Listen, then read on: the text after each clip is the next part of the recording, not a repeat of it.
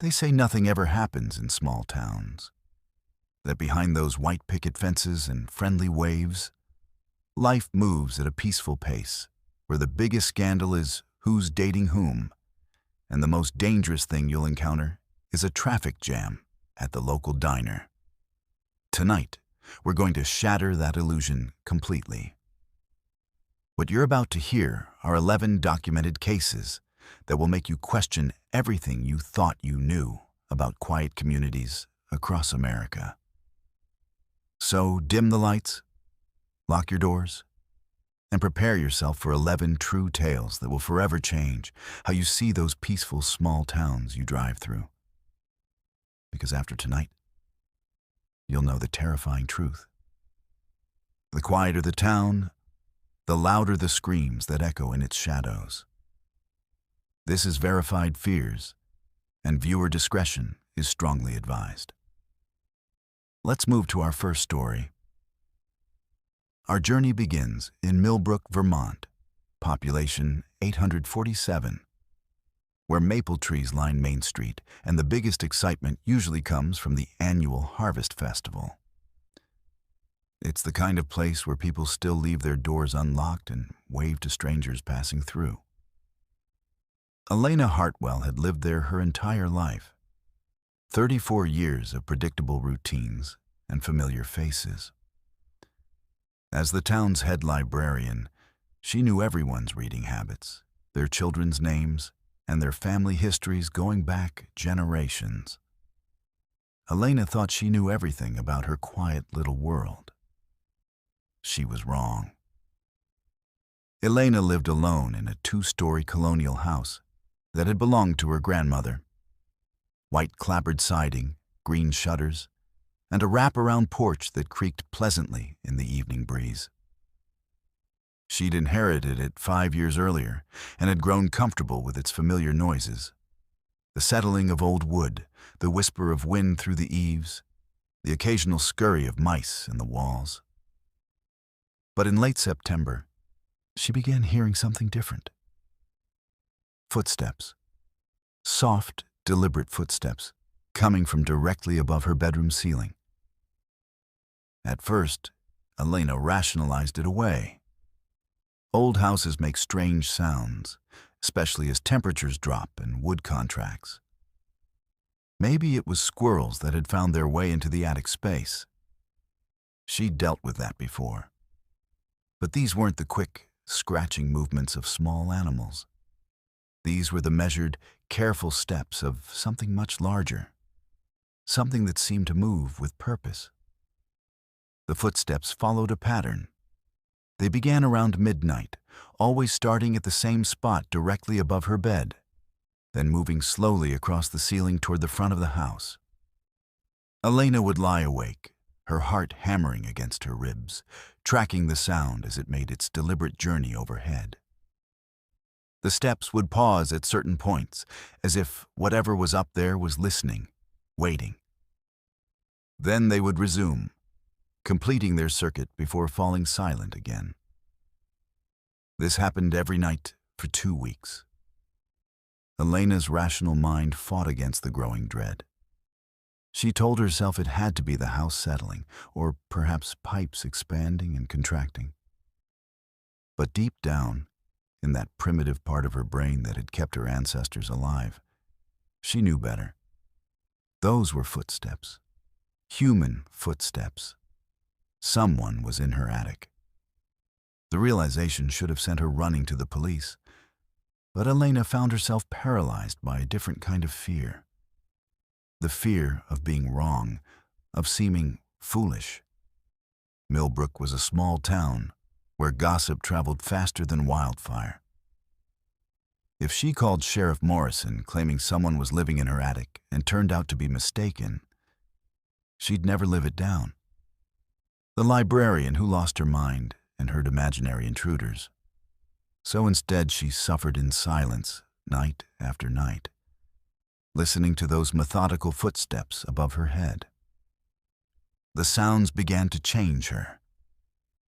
Elena, who had always been punctual and organized, started making mistakes at work. She'd lose track of conversations mid-sentence, forget to return the books to their proper shelves, and jump at the slightest unexpected noise. Her assistant, Margaret, noticed the dark circles under her eyes and asked if she was feeling all right. Elena forced a smile and blamed it on seasonal allergies. But Margaret's concerned expression suggested she wasn't entirely convinced. 3 weeks into her ordeal, Elena discovered something that made her blood run cold. She was in her bedroom gathering laundry when she noticed a small piece of ceiling plaster on her pillow. Looking up, she saw a hairline crack in the plaster directly above where she slept. The crack was new, and it was growing. Whatever was up there was heavy enough to stress the old ceiling joists. That night, Elena couldn't bring herself to sleep in her bedroom. She made a bed on the living room couch, but even there, she could hear the footsteps beginning their nightly journey overhead. Only now they seemed different, more agitated, as if whatever was up there knew she wasn't in her usual place and was searching for her. The breaking point came on a Thursday night in October. Elena had been lying on the couch, staring at the ceiling and listening to the now familiar pattern of footsteps, when she heard something new. A soft thud, followed by what sounded unmistakably like a human sigh. Not the whistle of wind through gaps in the roof, but an actual, weary sigh. The sound of someone who was tired, frustrated, or perhaps disappointed. Elena's paralysis shattered. She grabbed her phone and called 911, her voice shaking as she explained the situation to the dispatcher. Sheriff Morrison arrived 20 minutes later with Deputy Collins, both men wearing expressions of polite skepticism that Elena had seen countless times in her small town. The look people gave when they thought you were overreacting, but were too polite to say so directly. "Now, Elena," Sheriff Morrison said in his gentle, patronizing tone, "you know these old houses make all kinds of sounds. My place creaks and groans like a ship in a storm." But Elena insisted, and eventually, the two officers agreed to check the attic. They pulled down the access ladder in the hallway ceiling, and Sheriff Morrison climbed up with his flashlight, while Deputy Collins waited below. Elena stood in the doorway, her heart pounding so hard she could hear it in her ears. The silence stretched for what felt like hours, but was probably only minutes. Then Sheriff Morrison's voice drifted down from the darkness above, tight with shock and something that might have been fear. "Collins, you need to get up here. Now." What they found in Elena's attic would haunt the small town of Millbrook for years to come. Someone had been living up there for months, possibly since early summer. They'd created a nest of sorts in the far corner. Blankets, pillows, and personal items arranged in a makeshift living space. Empty food containers, water bottles, and even a portable camping toilet showed that whoever had been there had planned for an extended stay. But it was the other items that made Sheriff Morrison's hands shake as he cataloged them. Dozens of photographs of Elena, taken through her windows at all hours of the day and night. Pictures of her sleeping, showering, eating dinner, reading in her favorite chair. The photos were arranged in careful chronological order, documenting her daily routines with obsessive precision. There were notebooks filled with detailed observations about her habits, her schedule, her visitors.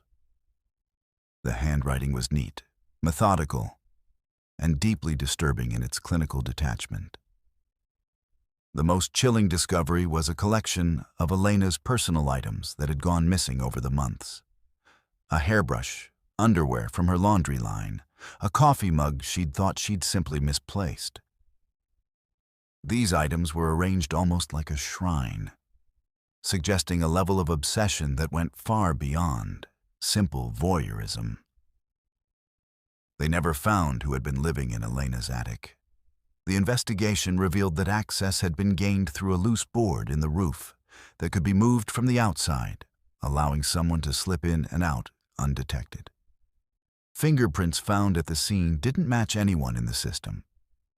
And despite interviewing everyone in town, no one had seen anything suspicious. Elena moved out of the house the next day and never returned. She left Millbrook entirely, taking a job at a library in Burlington, where she could disappear into anonymity. The house stood empty for 2 years before finally being sold to a family from out of state who had no knowledge of what had happened there. But the story didn't end with Elena's departure. 6 months later, Deputy Collins was called to investigate a similar case on the other side of town. An elderly woman named Mrs. Patterson had been hearing footsteps in her attic. This time, they found evidence that someone had been living there too, along with the same type of obsessive documentation and stolen personal items. The pattern repeated itself 3 more times over the next year. Each time, the victims were women living alone. Each time, the intruder had gained access through the roof and had been watching, documenting, and stealing personal items for months before being discovered. And each time, by the time the police arrived, the perpetrator had vanished without a trace. Sheriff Morrison retired early, claiming the stress of the unsolved cases had taken its toll on his health. Deputy Collins took over, but the investigation went nowhere. The FBI was called in, but even they couldn't find any leads. Whoever was terrorizing the women of Millbrook seemed to know the town better than its own residents, always staying 1 step ahead of law enforcement. Elena never spoke publicly about her experience, but those who knew her before said she was never the same. The confident, outgoing librarian who had known everyone in town became a nervous, paranoid woman who checked locks obsessively and couldn't sleep without medication. She'd learned the terrifying truth that safety is just an illusion, and that even in the smallest, quietest towns, evil can be watching from the shadows, waiting for the perfect moment to reveal itself. The case remains unsolved to this day, and the people of Millbrook still lock their doors at night, still glance nervously at their ceilings when they hear unexplained sounds, and still wonder if somewhere in their quiet little town someone is watching, waiting, and planning their next move.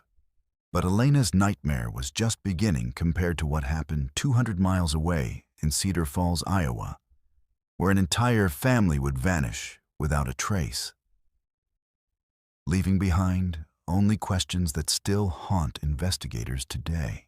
Let's move to our second story. Cedar Falls, Iowa, sits nestled in the heart of America's farmland, where cornfields stretch to the horizon and the biggest news usually involves high school football scores or the annual county fair. Population 2,341, where 3 generations of families have lived side by side, where everyone knows their neighbor's business, and where mysteries simply don't exist. At least, that's what Marcus Chen believed when he took the job as the sole reporter for the Cedar Falls Gazette in the spring of 2019. Fresh out of journalism school, Marcus thought he'd spend his time covering city council meetings and church bake sales. He never imagined he'd stumble into a case that would challenge everything he understood about reality itself. Marcus had been on the job for exactly 6 months when the call came in on a crisp October morning. Mrs. Delilah Brennan, the town's unofficial neighborhood watch coordinator, was on the line, her voice tight with worry. The Kowalski family hadn't been seen for 3 days.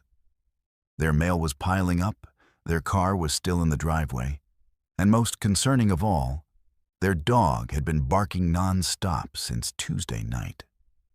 In a town where people noticed if you were 5 minutes late to church, 3 days of silence from a family of 4 was unprecedented.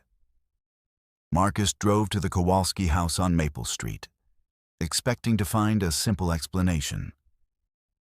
Maybe they'd gone to visit relatives and forgotten to arrange for mail pickup. Perhaps there was a family emergency that had required a sudden departure. But as he pulled up to the modest 2-story home with its perfectly manicured lawn and cheerful yellow shutters, something felt wrong. The newspapers weren't just piling up. They were scattered across the front porch as if they'd been thrown there carelessly. The dog, a golden retriever named Buddy, was in the backyard, barking with the desperate intensity of an animal in distress. Sheriff Patricia Valdez arrived just as Marcus was taking notes. A no-nonsense woman in her 50s who'd been keeping the peace in Cedar Falls for over 2 decades. She approached the situation with professional skepticism.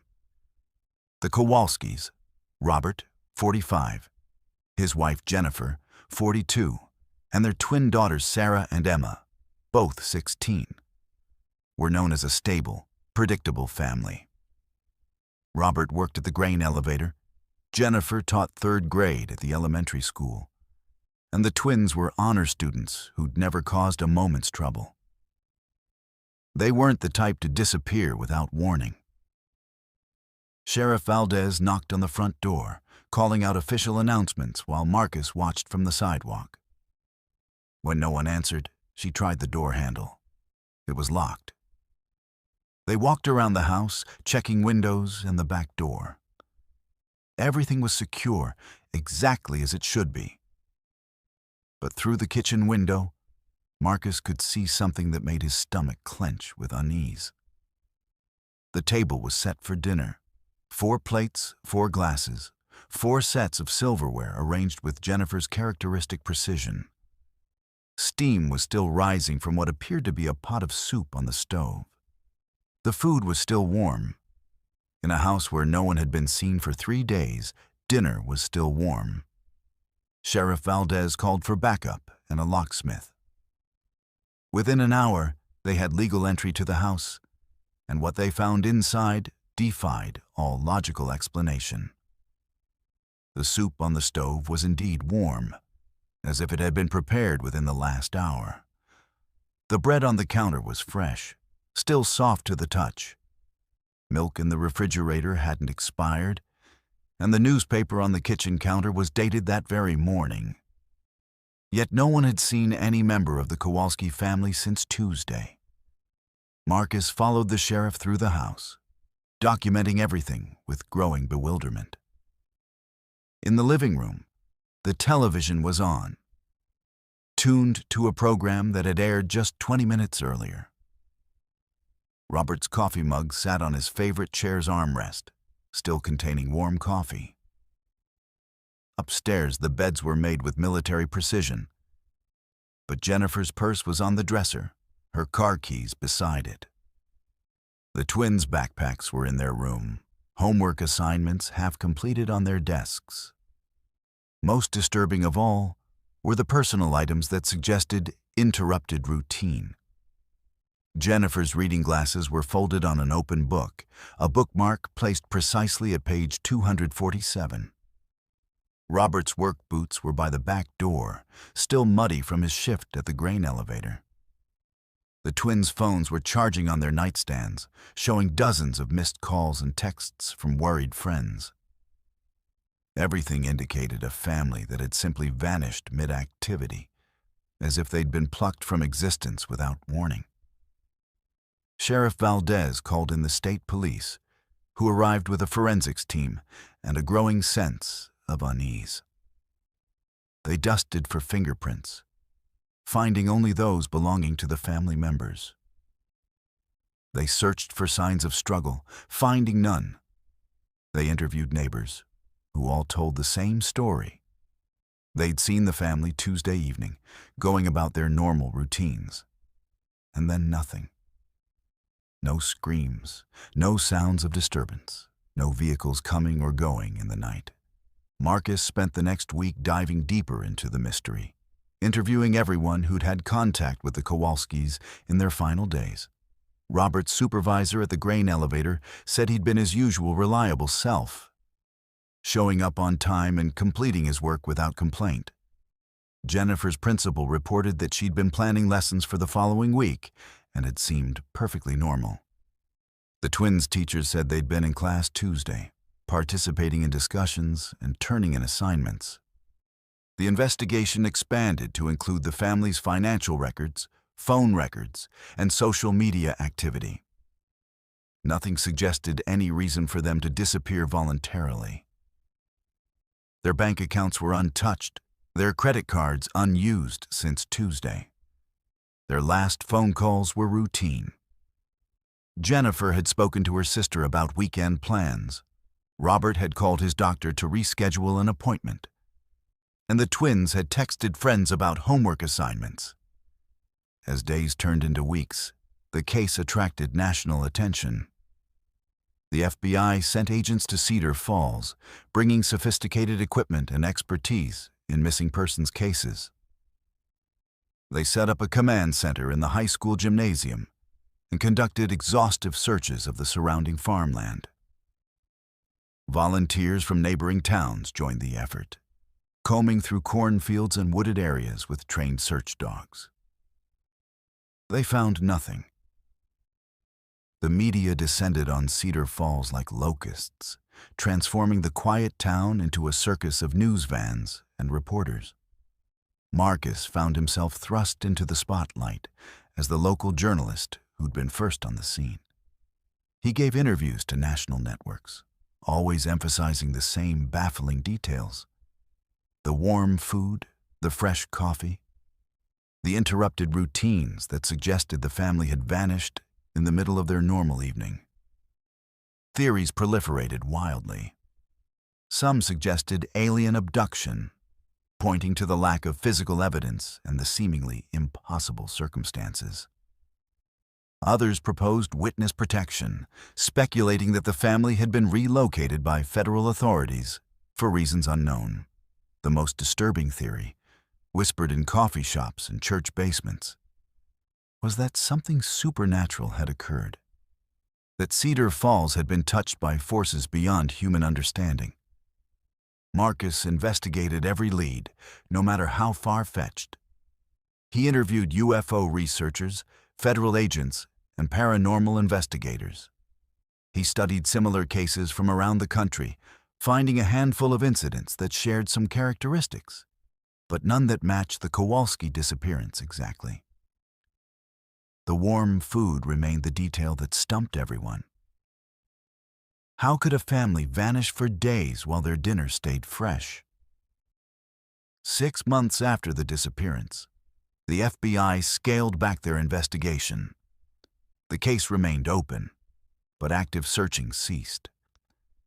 The Kowalski house stood empty, a shrine to an unsolved mystery that had shaken the foundations of a community that thought it knew everything about itself. Marcus continued his reporting. But the story had evolved from breaking news to cold case, from urgent investigation to haunting reminder. The psychological impact on Cedar Falls was profound. People who'd never locked their doors began installing security systems. Parents who'd allowed their children to walk to school alone started driving them. The comfortable certainty that had defined small-town life evaporated, replaced by the unsettling knowledge that sometimes people simply vanish without explanation. Marcus never stopped investigating. He kept files on every detail, every interview, every theory. He corresponded with other journalists covering similar cases, building a network of people obsessed with the inexplicable.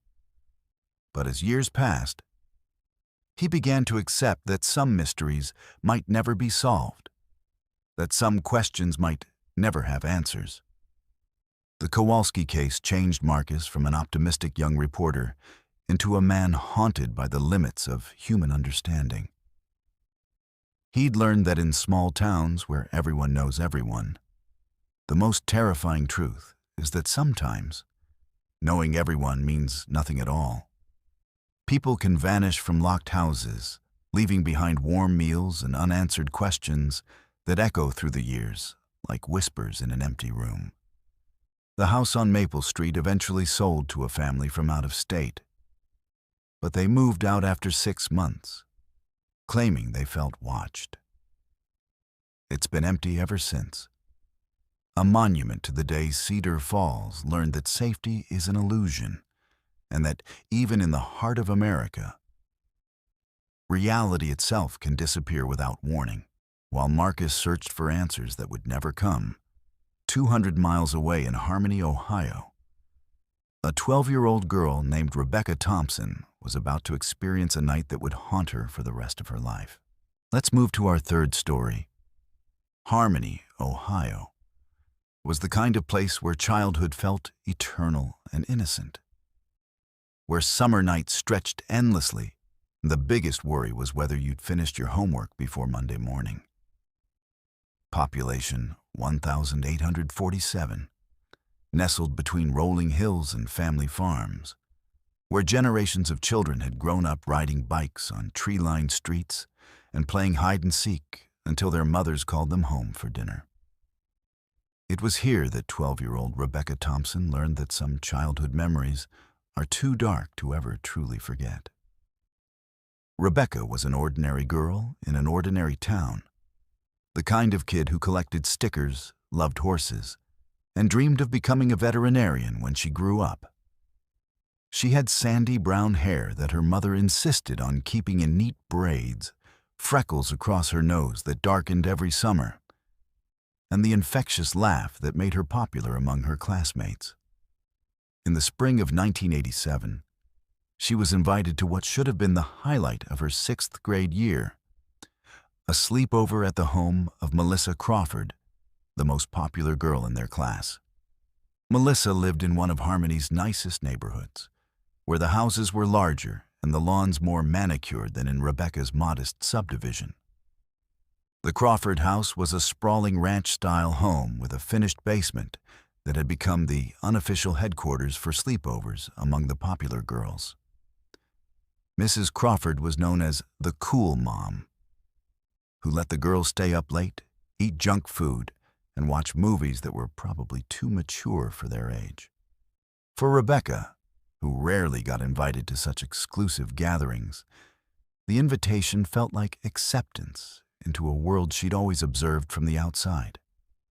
The sleepover was planned for Saturday night, and Rebecca spent the entire week preparing.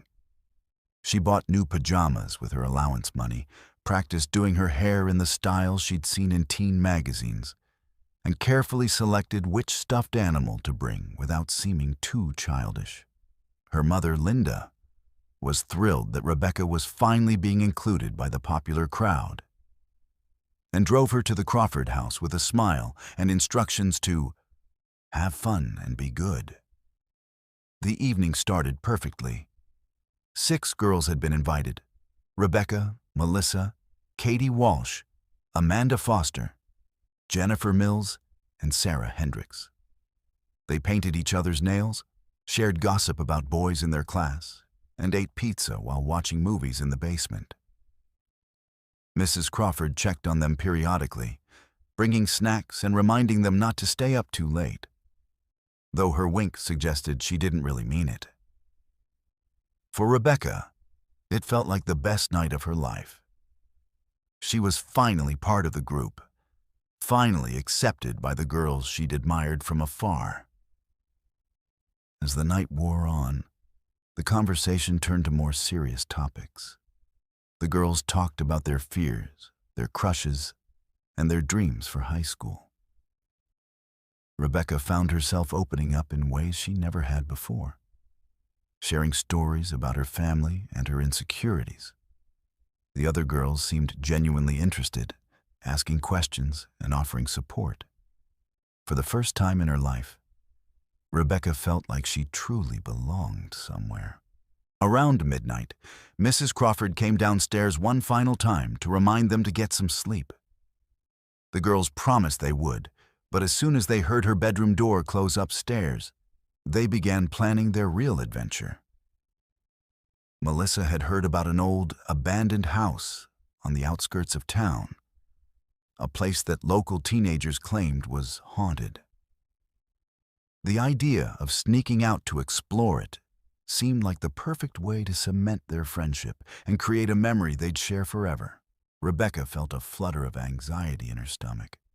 She'd never snuck out before, never disobeyed her parents in such a direct way. But the other girls were so excited, so confident that it would be fun and harmless. She didn't want to be the one to ruin the adventure, the one who proved she didn't really belong in their group after all. So when they quietly gathered their shoes and jackets, Rebecca followed along, her heart pounding with a mixture of fear and excitement. The abandoned house was a 20-minute walk through quiet residential streets and then along a dirt road that led into farmland. The girls whispered and giggled as they walked, their flashlights creating dancing shadows on the ground. The spring air was cool but not cold, and the moon was bright enough to light their way.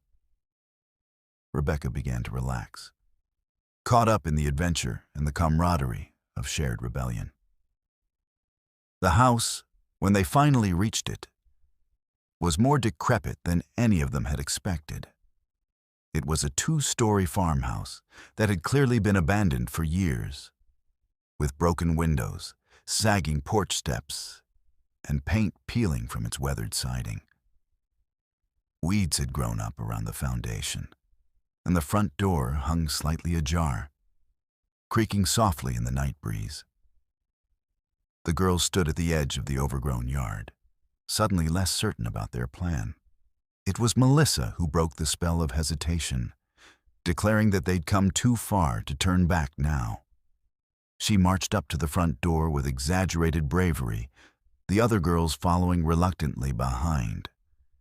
The door opened with a groan that seemed unnaturally loud in the quiet night, and they stepped into a house that smelled of mold, decay, and something else. Something sweet and sickly that made Rebecca's stomach turn. They explored the first floor with their flashlights, finding rooms filled with abandoned furniture covered in dust and cobwebs. The kitchen still had dishes in the sink, as if the previous occupants had simply walked away in the middle of a meal. Upstairs, they found bedrooms with clothes still hanging in the closets and family photographs on the dressers, their faces obscured by years of dust and neglect. It was in the master bedroom that they found the first sign that they weren't alone. Sarah noticed it first. A sleeping bag spread out on the floor in the corner, with what appeared to be recent food wrappers scattered around it. The sleeping bag was clean, newer than anything else in the house, and it was positioned in a way that provided a clear view of the bedroom door. Someone had been staying here, and recently. The girls huddled together, whispering urgently about what they should do. Rebecca wanted to leave immediately, every instinct screaming that they were in danger. But Melissa insisted it was probably just a homeless person who wouldn't hurt anyone. And the others seemed torn between fear and curiosity. They decided to explore a little more, to see if they could find any other signs of recent habitation. They never got the chance. As they were examining the sleeping bag more closely, they heard the unmistakable sound of footsteps on the stairs. Heavy, deliberate footsteps that were definitely not made by any of them. The girls froze, their flashlights creating a circle of light in the darkness as they stared at the bedroom doorway. A man appeared in the doorway, silhouetted against the dim light from the hallway. He was tall and thin, wearing dark clothes that made him blend into the shadows. His face was obscured, but Rebecca could see enough to know that he was smiling. A cold, predatory smile that made her blood freeze in her veins. He didn't say anything at first, just stood there watching them with an intensity that felt like physical weight. When he finally spoke, his voice was soft and conversational, as if he were greeting old friends rather than confronting 6 terrified 12-year-old girls in an abandoned house in the middle of the night. He told them not to be afraid, that he'd been watching them explore his house and was impressed by their bravery. He said he'd been lonely and was happy to have visitors, especially such pretty young visitors. The girls pressed together in the corner, their earlier bravado completely evaporated. Rebecca felt Jennifer's hand grip hers so tightly it hurt, and she could hear Amanda crying softly. The man stepped into the room, moving slowly and deliberately, like a predator who knew his prey had nowhere to run. What happened next would haunt Rebecca for the rest of her life. The man began talking to them in that same soft, friendly voice, asking their names and ages, complimenting their hair and their clothes. He seemed particularly interested in Rebecca, commenting on her freckles and asking if she was the shy one of the group. His attention felt like ice water in her veins, and she found herself unable to speak or move. The man told them he had a game they could play, something fun that would help them relax and not be so scared. He reached into his pocket and pulled out what looked like rope, explaining that the game involved taking turns being tied up while the others tried to escape. He made it sound innocent, playful. But Rebecca could see the predatory gleam in his eyes and knew with absolute certainty that this was no game. It was Katie who broke the spell of terror that had frozen them all. She suddenly screamed at the top of her lungs and bolted for the door, pushing past the man with desperate strength. Her screams seemed to wake the others from their paralysis, and they all ran, pushing and stumbling in their panic to escape the room. The man didn't chase them immediately, and Rebecca would later wonder if he'd been so confident in his control over the situation that their sudden flight caught him off guard. The girls ran through the house, crashing into furniture and walls in their desperation to reach the front door. Rebecca could hear him behind them now, his footsteps heavy and purposeful, no longer the careful stalking movements of before. They burst out of the house and ran into the night, their screams echoing across the empty farmland. Rebecca ran harder than she'd ever run in her life, her lungs burning and her legs shaking with exhaustion and terror. She could hear the others around her, their panicked breathing and sobbing creating a soundtrack of horror that would replay in her nightmares for years to come. They didn't stop running until they reached the main road, where they collapsed in a heap, gasping and crying. It was only then that Rebecca realized something that made her blood run cold all over again. There were only 5 of them. Sarah Hendricks was missing. The girls ran back to the Crawford house, where they woke Mrs. Crawford and called the police. Within minutes, the house was filled with officers, paramedics, and Rebecca's parents, who had been called when the police realized the severity of the situation. The girls were questioned separately, their stories corroborating each other in all the important details. A massive search was launched immediately.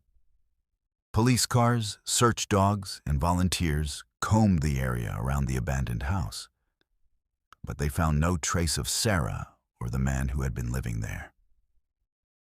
The sleeping bag was gone, along with any other evidence of recent habitation.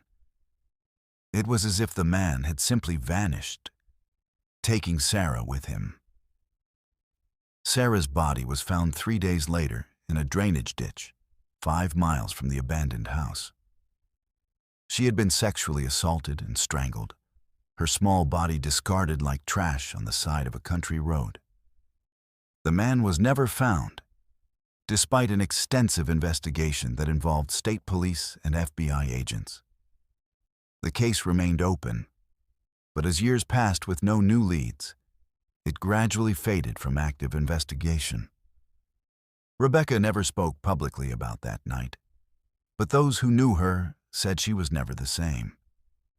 The outgoing, laughing girl who had been so excited about the sleepover became withdrawn and anxious, jumping at unexpected sounds and refusing to sleep anywhere but her own bedroom. She underwent years of therapy, but the trauma of that night had carved itself so deeply into her psyche that it became part of who she was. The other surviving girls dealt with their trauma in different ways, but none of them escaped unscathed. Katie moved away with her family the following year. Amanda developed severe anxiety that required medication. Jennifer became obsessively focused on her studies, as if academic achievement could somehow protect her from the randomness of evil. Melissa, the popular girl who had organized the sleepover, blamed herself for Sarah's death and struggled with depression throughout her teenage years. Rebecca grew up to become a social worker, dedicating her life to helping other children who had experienced trauma. She never married, never had children of her own. As if the events of that night had frozen her in a state of perpetual childhood fear. She still lived in Harmony, though she avoided the part of town where the abandoned house had stood before it was finally demolished years later. The case of Sarah Hendricks remained one of Harmony's darkest mysteries, a reminder that evil could strike anywhere, even in the safest of small towns. Parents became more protective, sleepovers became more supervised, and the innocent freedom that had defined childhood in places like Harmony began to erode. Rebecca never spoke of that night again, until she heard about what happened to David Rodriguez in Pinewood, Oregon, where a friendly neighbor's smile hid secrets that would make even her nightmare seem tame by comparison. Let's move to our fourth story. Pinewood, Oregon, was the kind of suburban paradise that real estate agents dream about. Tree-lined streets with names like Maple Grove and Cedar Lane, where every house had a 2-car garage and a perfectly manicured lawn. Population, 8,432. Where the biggest controversy was usually about homeowners association rules. And the most exciting event was the annual block party. It was here that David Rodriguez learned that the most dangerous predators are often the ones who wave at you from across the fence every morning. David had moved to Pinewood in the fall of 2018, seeking exactly what the town promised: safety, community, and a quiet place to raise his 2 young daughters after his divorce. At 41, he was starting over, working as an accountant for a mid-sized firm in Portland while commuting 40 minutes each way to give his girls the suburban childhood he'd never had. The house on Birchwood Avenue was perfect. A modest colonial with a fenced backyard where 8-year-old Sophia and 6-year-old Isabella could play safely while he worked from his home office. The neighborhood welcomed him with the kind of enthusiasm that made David believe he'd made the right choice. Casseroles appeared on his doorstep during the first week, along with invitations to barbecues and offers to help with anything he might need. His next-door neighbor, Walter Kemp, was particularly friendly. A retired postal worker in his 60s who seemed to have endless time for conversation and an encyclopedic knowledge of everyone on the street. Walter was exactly what Central Casting would order for the role of perfect neighbor. He was a soft-spoken man with silver hair and kind eyes behind wire-rimmed glasses, always dressed in cardigans and pressed slacks that gave him the appearance of a favorite grandfather. He tended a beautiful garden that was the envy of the neighborhood, and he was always willing to lend tools or offer advice about home maintenance. When David mentioned struggling with his sprinkler system, Walter spent an entire Saturday helping him fix it, refusing any payment and insisting that neighbors help neighbors. The friendship developed naturally over the months that followed. Walter would often be working in his garden when David returned from work, and they'd chat over the fence about everything from local politics to the best restaurants in town. Walter seemed genuinely interested in David's life, asking about his job, his daughters, and his adjustment to single parenthood. He offered to watch the girls if David ever needed a babysitter, and he always had a friendly wave and a smile when they encountered each other around the neighborhood. David's daughters adored Walter, who they called Mr. Walt. He would give them flowers from his garden and always had peppermints in his pocket for them. When Sophia lost a tooth, Walter told her elaborate stories about the tooth fairy that had her giggling for hours. When Isabella scraped her knee falling off her bike, Walter was there with band-aids and gentle words that dried her tears. He seemed like the grandfather figure the girls had been missing since the divorce. The first sign that something might be wrong came in the spring of 2019, when David noticed Walter paying unusual attention to his mail. It started innocuously enough. Walter would be in his garden when the mail carrier arrived, and he'd make casual conversation about packages or letters David had received. But gradually, David began to notice that Walter seemed to know more about his correspondence than a neighbor should. He'd ask about bills David hadn't mentioned receiving, or comment on packages that had been delivered when Walter supposedly wasn't home. David initially dismissed his growing unease as paranoia, brought on by the stress of single parenthood and his demanding job. Walter was just a friendly neighbor who happened to be observant.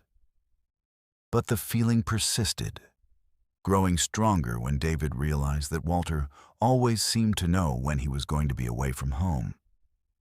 If David mentioned a business trip or weekend visit to his ex-wife, Walter would casually bring up the topic days later, asking how it had gone and commenting on how quiet the house had been while he was away. The turning point came on a Thursday evening in June, when David returned home from work to find his daughters playing in the backyard while Walter worked in his garden. Nothing seemed unusual at first, but as David watched from his kitchen window, he noticed something that made his blood run cold. Walter wasn't actually gardening. He was watching his daughters with an intensity that seemed far from grandfatherly. His eyes followed their every movement, and there was something in his expression that David had never seen before. Something predatory and calculating. That night, David couldn't sleep.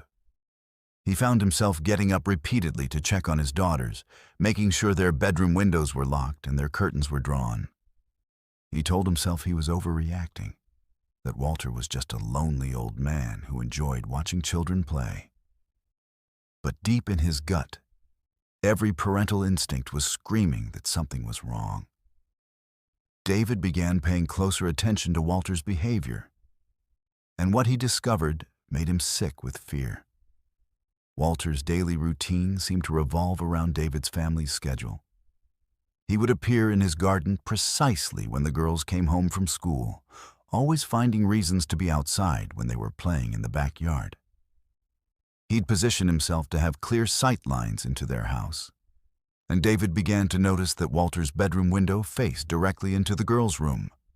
The investigation that followed was something David had to conduct carefully and quietly. He couldn't simply accuse his neighbor of being a predator without evidence, especially in a tight-knit community where Walter was well-liked and respected.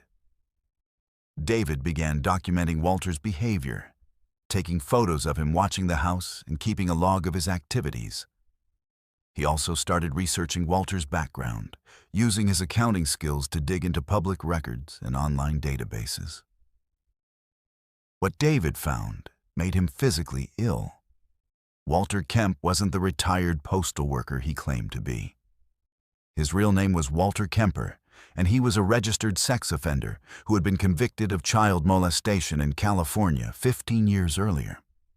He had served 8 years in prison before being released on parole, after which he had apparently changed his name and moved to Oregon to start over.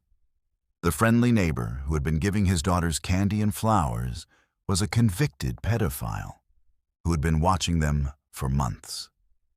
David's first instinct was to call the police immediately. But when he contacted the local authorities, he discovered the limitations of the sex offender registry system. Walter had completed his parole and was not required to register in Oregon because his conviction predated the state's registration requirements. Technically, he wasn't breaking any laws by living in the neighborhood, even though he had clearly lied about his identity and background. The police took David's concerns seriously, but they explained that without evidence of actual criminal behavior, there was little they could do beyond conducting a welfare check. They promised to increase patrols in the neighborhood and advised David to document any suspicious activity. But they couldn't arrest Walter simply for being a convicted sex offender who had changed his name. David faced an impossible choice.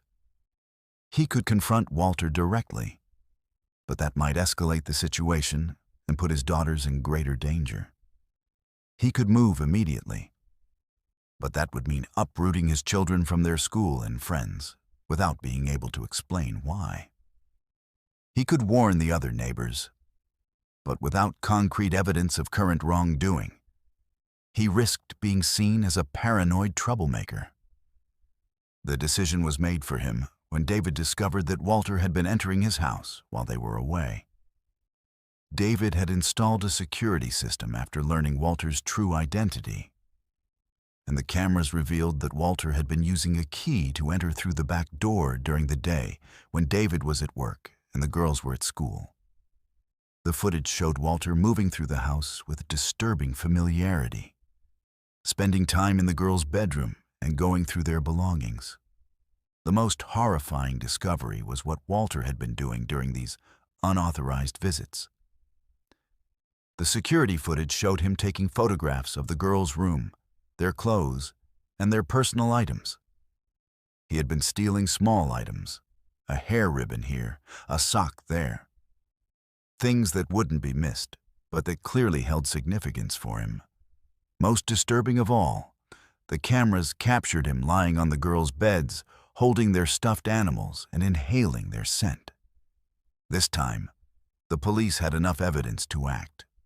Walter was arrested on charges of burglary and stalking, and a search of his house revealed a collection of photographs and stolen items that painted a picture of obsession that had been building for months. The investigation also uncovered evidence that David's family wasn't Walter's first target. There were photographs and items belonging to other children in the neighborhood, suggesting a pattern of predatory behavior that had been going on since he'd moved to Pinewood. The arrest sent shockwaves through the community. Parents who had trusted Walter with their children, who had allowed him to babysit and give gifts, were forced to confront the possibility that their trust had been misplaced. Several families reported that their children had mentioned Walter asking inappropriate questions or making them feel uncomfortable. Details that had seemed innocent at the time, but now took on sinister significance. David moved his family out of Pinewood within a month of Walter's arrest, unable to bear living in a place where his children had been stalked and violated. The house on Birchwood Avenue sat empty for months before finally selling to a family who had no knowledge of what had happened there. David never spoke publicly about the experience, but those who knew him said it had changed him fundamentally, transforming him from a trusting suburban father into a man who saw potential threats everywhere. Walter Kemper was eventually sentenced to 12 years in prison for his crimes, but the damage to the Pinewood community was irreversible. The neighborhood's sense of safety and trust had been shattered, replaced by suspicion and fear. Parents began conducting background checks on neighbors, and the casual friendliness that had defined the community gave way to careful distance and watchful eyes. David's experience became a cautionary tale about the limitations of the sex offender registry system and the ease with which predators can reinvent themselves in new communities. It was a reminder that evil doesn't always announce itself with obvious warning signs. Sometimes it comes with a friendly smile, a helping hand, and a pocket full of peppermints for the children next door. The case also highlighted the vulnerability of single parents and the predators who specifically target them, seeing them as easier marks than two-parent households. David had thought he was protecting his daughters by moving to a safe suburban neighborhood, but he had unknowingly placed them directly in the path of a predator who had been waiting for exactly the kind of opportunity they represented. David thought he'd seen the worst that humanity had to offer, but nothing prepared him for the story that would emerge from Riverside, Montana, where a trusted authority figure would prove that sometimes the people we're taught to trust with our children are the ones we should fear most. Let's move to our fifth story. Riverside, Montana was the kind of place where high school football games drew the entire town and where everyone knew their neighbors' children by name. Population 3,156, nestled in a valley surrounded by wheat fields and cattle ranches, where the biggest building was the high school, and the most trusted figures were teachers, coaches, and school administrators.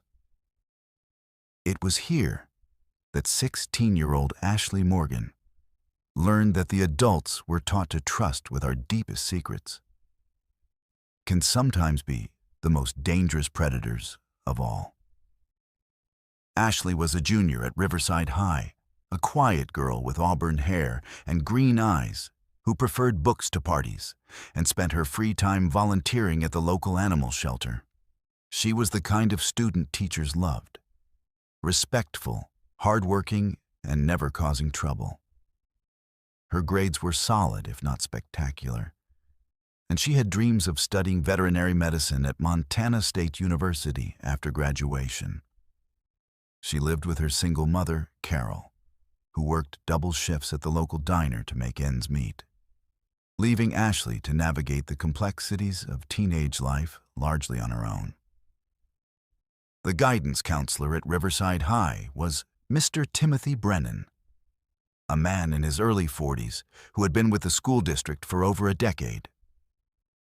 He was well respected in the community, known for his dedication to helping students navigate college applications and personal problems. Mr. Brennan had a warm smile and an easy manner that made students feel comfortable opening up to him about their struggles. He was married with 2 young children of his own, coached the debate team, and was active in his church. To everyone in Riverside, he was exactly what a school counselor should be: trustworthy, caring, and completely safe. Ashley first met with Mr. Brennan during her sophomore year for routine academic planning, but their relationship deepened during her junior year when her mother was diagnosed with breast cancer.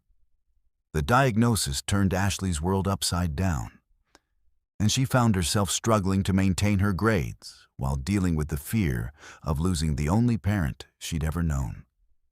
Her teachers noticed her distress and recommended she speak with Mr. Brennan about her situation. The counseling sessions began innocently enough. Mr. Brennan was sympathetic and understanding, offering practical advice about managing stress and connecting Ashley with resources for families dealing with serious illness. He seemed genuinely concerned about her well-being, often asking how she was coping and encouraging her to come to his office whenever she needed someone to talk to. For Ashley, who had few close friends and no other adult confidants, these sessions became a lifeline during one of the darkest periods of her life.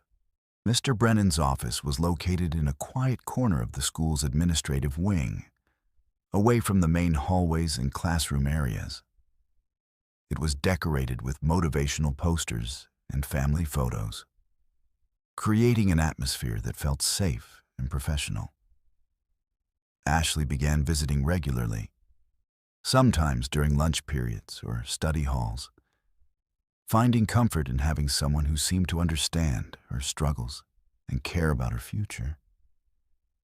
Gradually, the nature of their conversations began to change. Mr. Brennan started asking more personal questions about Ashley's home life, her relationships with boys, and her feelings about her developing body. He framed these inquiries as normal parts of adolescent counseling, explaining that understanding her emotional and physical development was important for helping her cope with stress. Ashley, who had no experience with professional counseling, accepted his explanations and answered his questions honestly. The boundary violations escalated slowly and subtly. Mr. Brennan began offering Ashley rides home after their sessions, explaining that he was concerned about her walking alone while dealing with so much stress. During these car rides, he would place his hand on her shoulder or knee while talking, gestures that felt uncomfortable but that Ashley rationalized as fatherly concern. He started giving her small gifts, books he thought she'd enjoy, snacks for her lunch, and eventually more personal items like jewelry that he said reminded him of her. The most disturbing aspect of Mr. Brennan's behavior was how he isolated Ashley from other potential sources of support. He convinced her that their counseling relationship was special and confidential, that sharing details of their conversations with others would violate professional ethics and could get him in trouble.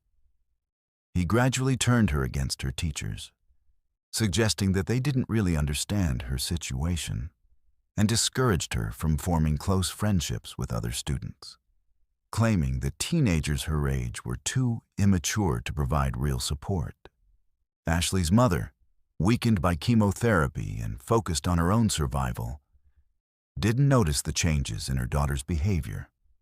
Ashley had always been independent and responsible, and Carol trusted the school to provide appropriate support during this difficult time. When Ashley mentioned her regular meetings with Mr. Brennan, Carol was grateful that her daughter had found a caring adult to help her through the crisis. The situation escalated dramatically during the spring of Ashley's junior year. Mr. Brennan began scheduling their sessions for after-school hours when the building was largely empty. He explained that this would give them more privacy and uninterrupted time to work through her issues.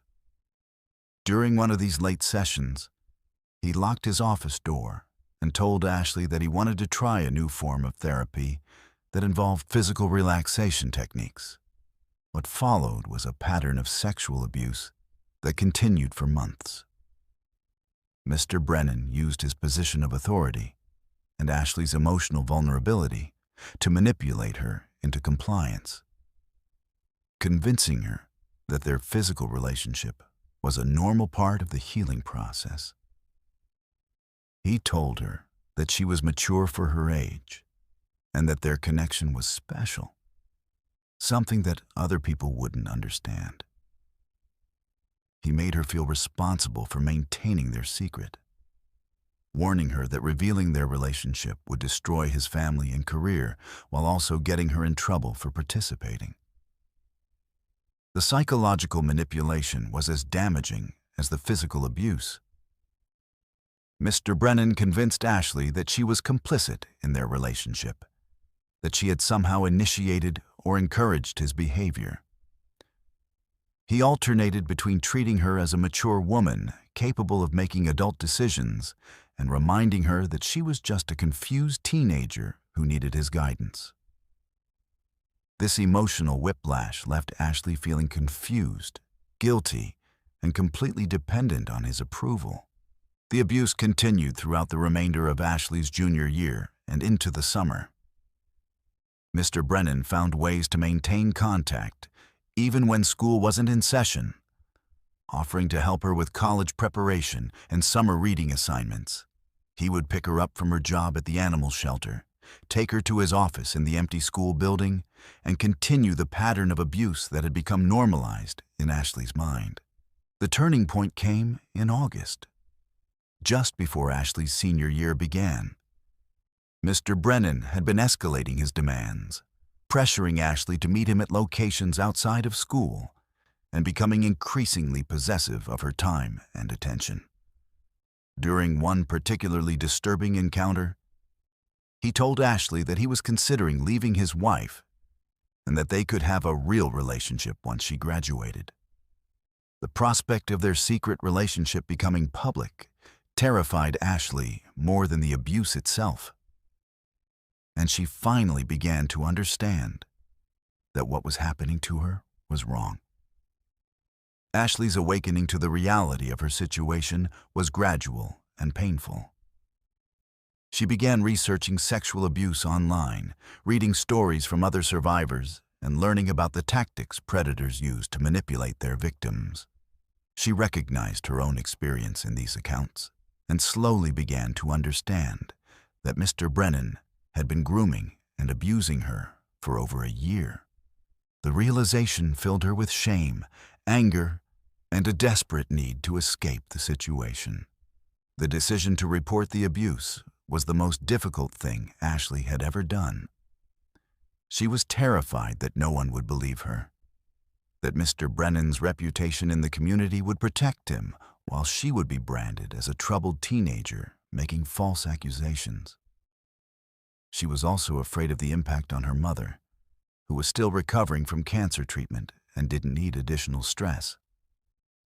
But the fear of continuing the abuse outweighed her other concerns, and Ashley finally found the courage to speak to a teacher she trusted. The investigation that followed was thorough and devastating. School administrators immediately suspended Mr. Brennan and contacted law enforcement, who launched a criminal investigation into Ashley's allegations. The process was traumatic for Ashley, who had to recount the details of her abuse multiple times to different investigators, each retelling forcing her to relive the trauma she was trying to escape. The investigation revealed that Ashley wasn't Mr. Brennan's only victim. 2 other former students came forward with similar stories of abuse, describing a pattern of behavior that had been going on for years. The evidence painted a picture of a predator who had used his position of trust and authority to systematically abuse vulnerable students, always choosing girls who were dealing with family problems or other personal crises that made them particularly susceptible to manipulation. Mr. Brennan was arrested and charged with multiple counts of sexual abuse of a minor and abuse of a position of trust. The case sent shockwaves through Riverside, where many residents struggled to reconcile the image of the caring counselor they thought they knew with the predator he had revealed himself to be.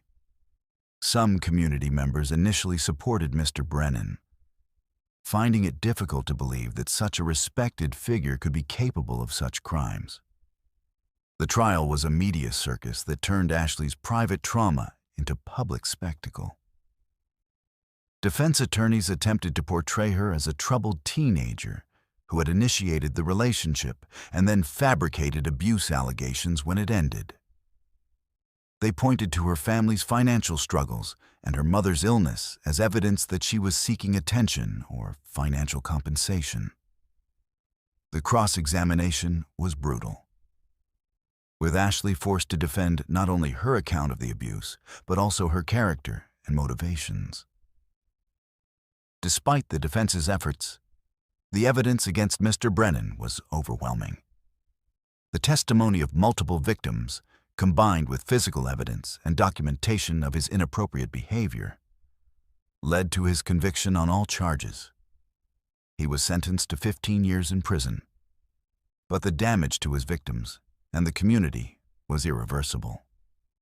Ashley's senior year was marked by the ongoing legal proceedings and the social fallout from her decision to report the abuse. Some classmates and community members supported her courage in coming forward, but others blamed her for destroying a respected man's life and career. The stress of the trial, combined with the trauma of the abuse itself, affected her academic performance and her plans for college. The case highlighted the vulnerability of students to abuse by authority figures and the inadequate safeguards in place to protect them. It also demonstrated the additional trauma that victims face when they report abuse, particularly when the perpetrator is a respected member of the community.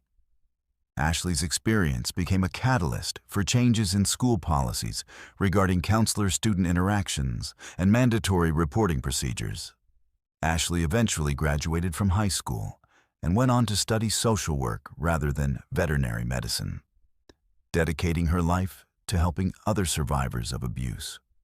She never fully recovered from the trauma of her experience with Mr. Brennan, but she found purpose in using her story to educate others about the warning signs of predatory behavior and the importance of believing survivors when they find the courage to speak out.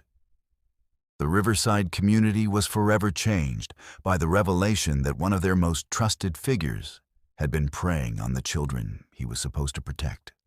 Parents became more vigilant about their children's interactions with authority figures, and the school district implemented new policies designed to prevent similar abuse. But the scars left by Mr. Brennan's crimes would take generations to heal, serving as a permanent reminder that evil can hide behind the most respectable facades. Ashley's ordeal lasted months, but in Blackwater, West Virginia, terror struck in a single night when a mysterious hotel guest brought something far more disturbing than anyone could have imagined. Let's move to our sixth story. Blackwater, West Virginia, was a town that time seemed to have forgotten, nestled deep in the Appalachian Mountains, where coal mining had once been king, and now only memories remained. Population 1,203, where the main street consisted of a handful of struggling businesses, and the grand old Blackwater Inn stood as a monument to better days. The inn had been built in 1923 during the town's prosperous years. A 3-story brick building with ornate Victorian details that had once hosted traveling businessmen and politicians. By 2020, it served mostly as a way station for truckers and the occasional lost tourist, managed by Thomas Whitmore, a man who had inherited both the building and its burden of keeping the past alive.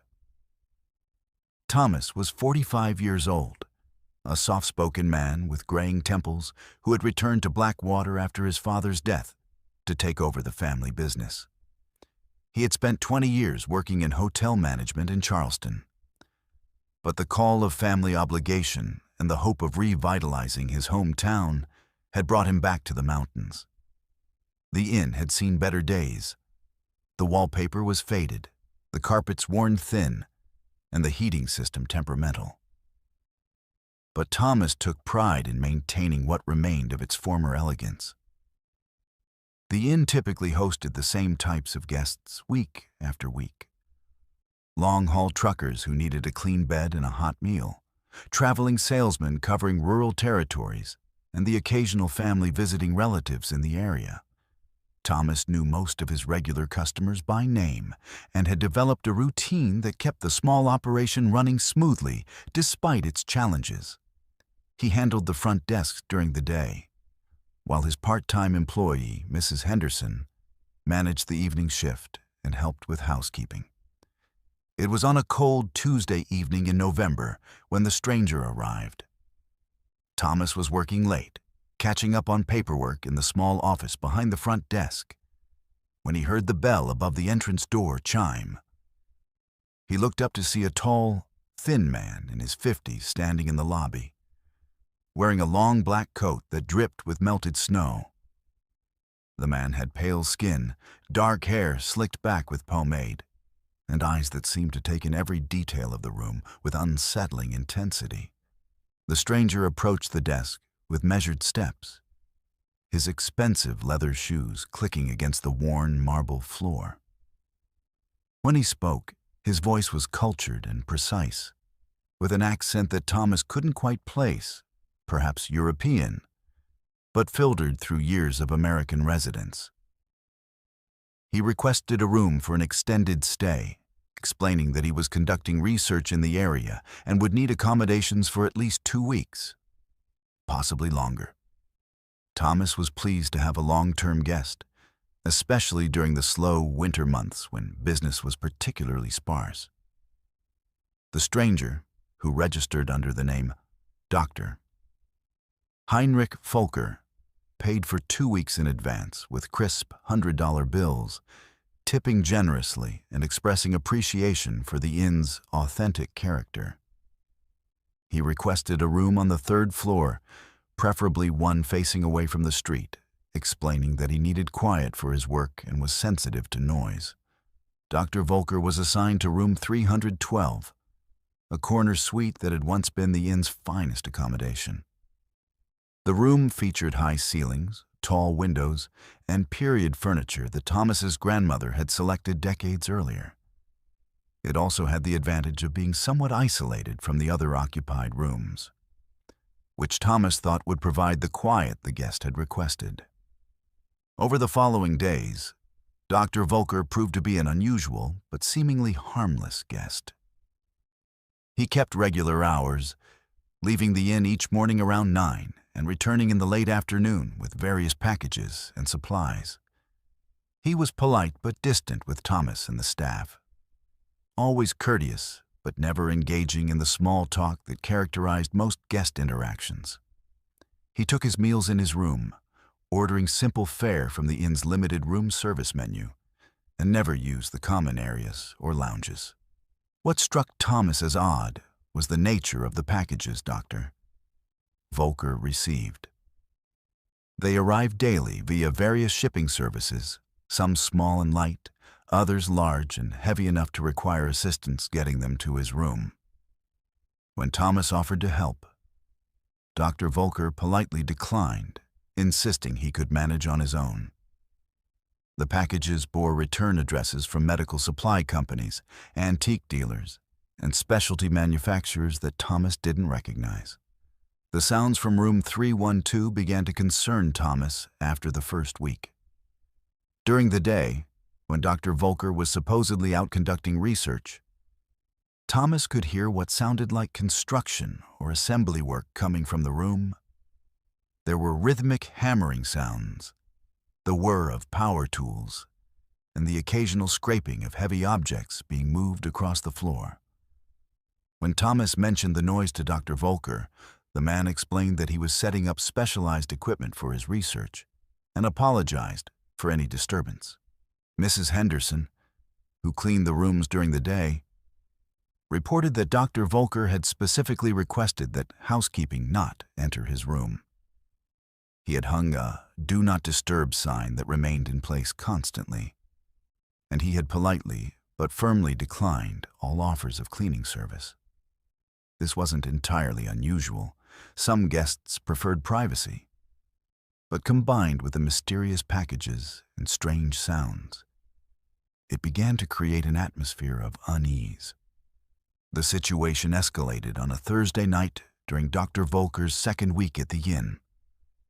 Thomas was working late again, reviewing the monthly accounts, when he heard what sounded like a loud crash from the 3rd floor. The sound was followed by a series of thuds and what might have been shouting, though the words were indistinct. Thomas waited for several minutes, listening for additional sounds, or for Dr. Volker to call the front desk for assistance. But the building fell silent again. Concerned about potential damage to the room or injury to his guest, Thomas climbed the stairs to the 3rd floor and knocked on the door of room 312. There was no response, though he could see light under the door and could hear what sounded like classical music playing softly inside. He knocked again, more loudly this time, and called out to ask if everything was all right. After several minutes, Dr. Volker's voice came through the door, assuring Thomas that everything was fine and that he had simply dropped some equipment. Thomas returned to his office, but the incident left him feeling unsettled. The crash had been loud enough to wake other guests, and the explanation of dropped equipment didn't seem adequate to account for the sound. He made a note to check the room carefully when Dr. Volker eventually checked out, concerned about potential damage that might not be immediately visible. The discovery came 3 days later, on a Sunday morning when Dr. Volker failed to appear for his usual departure time. Thomas had noticed that the guest's car was still in the parking lot well past noon, and there had been no sounds from room 312 since the previous evening. Concerned that Dr. Volker might be ill or injured, Thomas used his master key to enter the room for a welfare check. What Thomas found in room 312 would haunt him for the rest of his life. Dr. Volker had used the packages he'd been receiving to construct an elaborate and functional guillotine in the center of the room. The device was built with meticulous attention to historical detail, featuring a heavy wooden frame, a precisely weighted blade, and a mechanism that appeared to be in perfect working order. The antique furniture had been moved aside to make room for the construction, and the walls were covered with historical documents and diagrams related to the French Revolution and methods of execution. Dr. Volker himself was found beneath the blade of his creation, decapitated by the device he had spent 2 weeks assembling. The scene was arranged with disturbing precision. His body was positioned exactly as it would have been during a historical execution, and there were no signs of struggle or accident. A detailed journal found on the room's desk revealed that Dr. Volker had been planning his suicide for months, researching historical execution methods and seeking what he described as an authentic and honorable death. The journal entries painted a picture of a man consumed by guilt over unspecified past actions and convinced that only death by guillotine could provide the atonement he sought. He had chosen the Blackwater Inn specifically because of its isolation and the likelihood that his activities would go unnoticed until after his death. The entries also revealed that Dr. Volker wasn't his real name. He was actually Dr. Heinrich Vollmer, a former university professor who had been dismissed from his position following allegations of academic fraud and misconduct. The investigation that followed brought unwanted attention to the small town of Blackwater and the struggling inn. Police, coroners, and media descended on the quiet mountain community, turning Thomas's business into a crime scene and a source of morbid curiosity. The story of the professor who built a guillotine in a hotel room captured national attention, with news outlets focusing on the bizarre nature of the suicide and the historical accuracy of the device he had constructed. The psychological impact on Thomas was severe and lasting. He had discovered the scene himself, and the image of Dr. Volker's headless body beneath the guillotine blade was seared into his memory. The cleanup process was extensive and traumatic, requiring specialized services to remove not only the body, but also the guillotine itself, which had to be disassembled piece by piece. The room had to be completely renovated, with new flooring, wallpaper, and even structural repairs to address damage caused by the device's construction. The incident effectively ended Thomas's hopes of revitalizing the Blackwater Inn. The story of the guillotine suicide became permanently associated with the hotel, and bookings dropped dramatically as word spread through the tight-knit community of travelers who frequented such establishments. Thomas struggled to maintain operations for another year, but the combination of reduced revenue and his own psychological trauma eventually forced him to close the inn permanently. The building stood empty for several years before being purchased by a developer who planned to convert it into apartments. However, the project was abandoned when workers reported feeling uncomfortable in the building, particularly on the 3rd floor where room 312 had been located. Local residents began to avoid the building, claiming they could hear the sound of construction work coming from the empty structure at night. Thomas moved away from Blackwater shortly after closing the inn, unable to continue living in a place that held such traumatic memories. He never worked in hospitality again, finding employment in an unrelated field where he could avoid the constant reminders of his experience with Dr. Volker. The incident had taught him that even the most ordinary business interactions could conceal unimaginable darkness, and that sometimes the most polite and well-mannered guests are the ones harboring the most disturbing secrets. The case became a subject of study for psychologists and criminologists interested in elaborate suicide methods and the psychology of individuals who plan their deaths with such meticulous attention to detail. Dr. Volker's journal provided insights into the mind of someone consumed by guilt and convinced that only a historically significant form of death could provide adequate punishment for his perceived sins. The people of Blackwater were left to grapple with the knowledge that their quiet mountain town had been chosen as the site for such a bizarre and disturbing act. The incident reinforced the isolation and economic decline that had been plaguing the community for years, adding a layer of notoriety that made it even more difficult to attract new businesses or residents. The cleanup took weeks, but the psychological scars in the next town lasted generations, as the people of Willowbrook, Kentucky, were about to discover that some family secrets are too dark to ever truly bury. Let's move to our seventh story. Willowbrook, Kentucky was a town where family names carried weight and history stretched back through generations like roots in fertile soil. Population 2,847, where the same surnames appeared on mailboxes throughout the valley, and where everyone knew which family had settled which farm first. The rolling hills were dotted with century-old homesteads, and the local cemetery told the story of bloodlines that had intertwined for over 200 years. It was here that 29-year-old Sarah Mitchell learned that some family legacies are too horrific to inherit. Sarah had always been fascinated by genealogy, spending her weekends tracing family trees and her evenings poring over historical records in the basement of the Willowbrook Public Library. As a freelance researcher who specialized in family histories for clients across the country, she had developed a reputation for uncovering connections that others missed and for bringing forgotten ancestors back to life through meticulous documentation. Her own family history had always been a source of pride. The Mitchells had been among the first settlers in the valley, establishing a farm that had remained in the family for 6 generations. Sarah's interest in her own lineage intensified after her grandmother's death in the spring of 2021.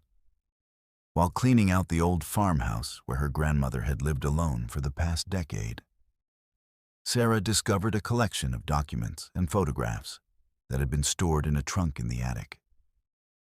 The papers included land deeds, marriage certificates, and correspondence dating back to the 1800s, providing a treasure trove of information about her ancestors that she had never seen before.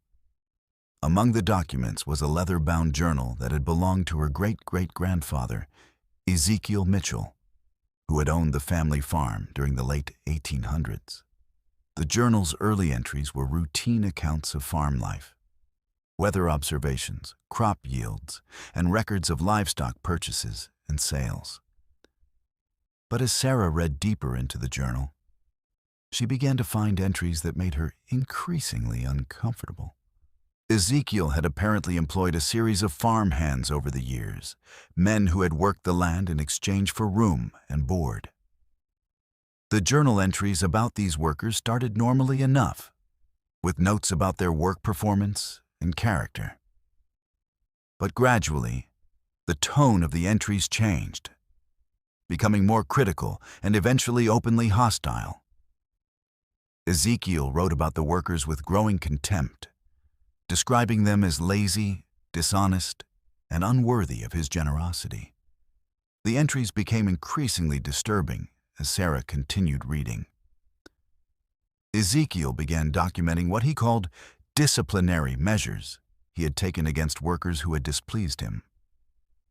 These punishments started as wage deductions and extra work assignments, but they escalated to physical violence and psychological torment.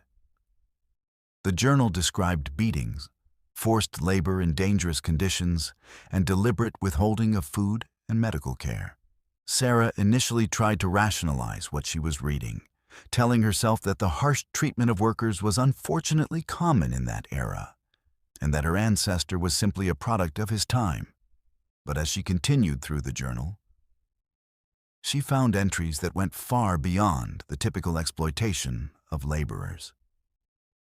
Ezekiel had begun to view his farmhands as less than human, referring to them as specimens and subjects in his increasingly erratic handwriting. The most horrifying discovery came in the journal's final entries, written during the winter of 1887. Ezekiel had apparently become convinced that his farmhands were plotting against him, and he had decided to take preemptive action. The entries described a systematic campaign of murder that had taken place over several months, with Ezekiel killing his workers one by one and disposing of their bodies in various locations around the farm. The journal entries were detailed and methodical, describing not only the murders themselves, but also Ezekiel's thoughts and feelings about each killing. He wrote about the satisfaction he felt in cleansing his property of what he saw as inferior beings, and he expressed pride in his ability to make the deaths appear accidental, or to make the victims simply disappear without trace. The final entry, dated February 14th, 1888, mentioned that he had completed the purification and that the farm was now clean and worthy. Sarah's hands shook as she read these final entries, her mind struggling to process the implications of what she had discovered. Her great-great-grandfather hadn't just been a harsh employer. He had been a serial killer who had murdered an unknown number of men who had worked his land. The family farm that had been a source of pride for generations had been built on a foundation of systematic murder and violence. The discovery sent Sarah into a spiral of research and investigation that consumed her life for the following months. She began searching through historical records, looking for any evidence that might corroborate or contradict what she had found in the journal. She studied newspaper archives from the 1880s, looking for reports of missing persons or unexplained deaths in the area. She examined land records and census data, trying to identify the men who had worked for Ezekiel and determine what had happened to them. What Sarah found confirmed her worst fears. The historical record showed a pattern of men who had worked for Ezekiel Mitchell and then simply vanished without explanation. These weren't drifters or transients who might have moved on to other opportunities. They were local men with families and connections in the community who had disappeared without saying goodbye to loved ones or collecting wages they were owed. The newspaper archives revealed several articles about missing farmhands in the area during the 1880s, though none of them directly connected the disappearances to Ezekiel Mitchell. The articles described worried families searching for missing sons and husbands, and they mentioned the frustration of local authorities who were unable to find any trace of the missing men. Reading these accounts, Sarah realized that her ancestor had destroyed not just individual lives, but entire families who had been left to wonder what had happened to their loved ones. Sarah's investigation also revealed that the disappearances had stopped abruptly in early 1888, coinciding with the final entry in Ezekiel's journal. Historical records showed that Ezekiel himself had died in March of that year, apparently from a sudden illness that had taken him within a matter of days. Some accounts suggested that his death had been unexpected and somewhat mysterious, with symptoms that didn't match any known disease. The more Sarah learned about her ancestors' crimes, the more she began to understand the impact they had had on the local community.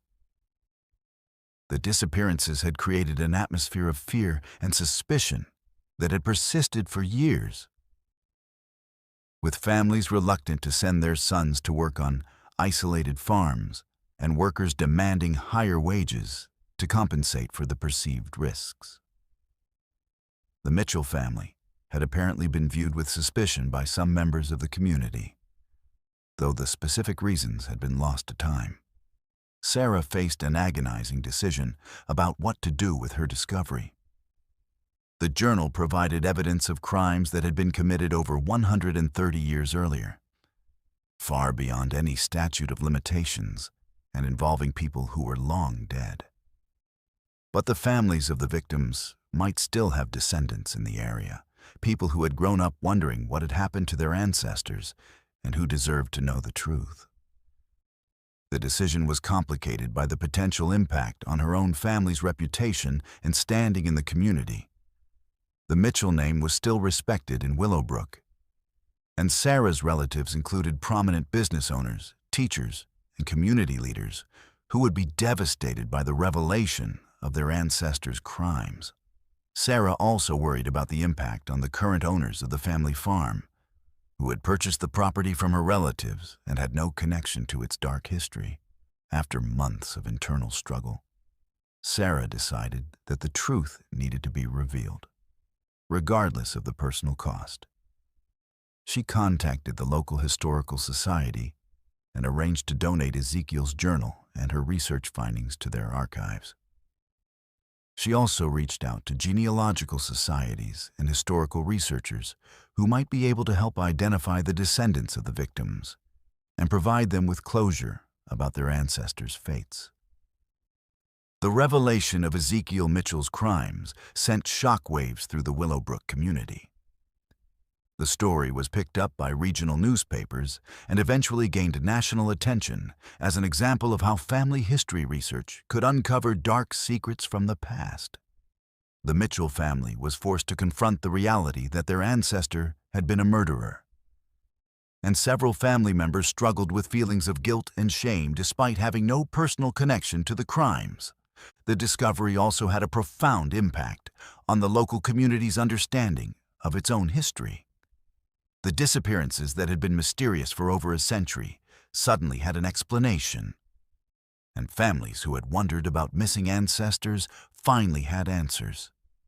Some descendants of the victims expressed gratitude to Sarah for her courage in revealing the truth, while others struggled with the painful knowledge of how their ancestors had died. Sarah's experience fundamentally changed her relationship with genealogy and family history.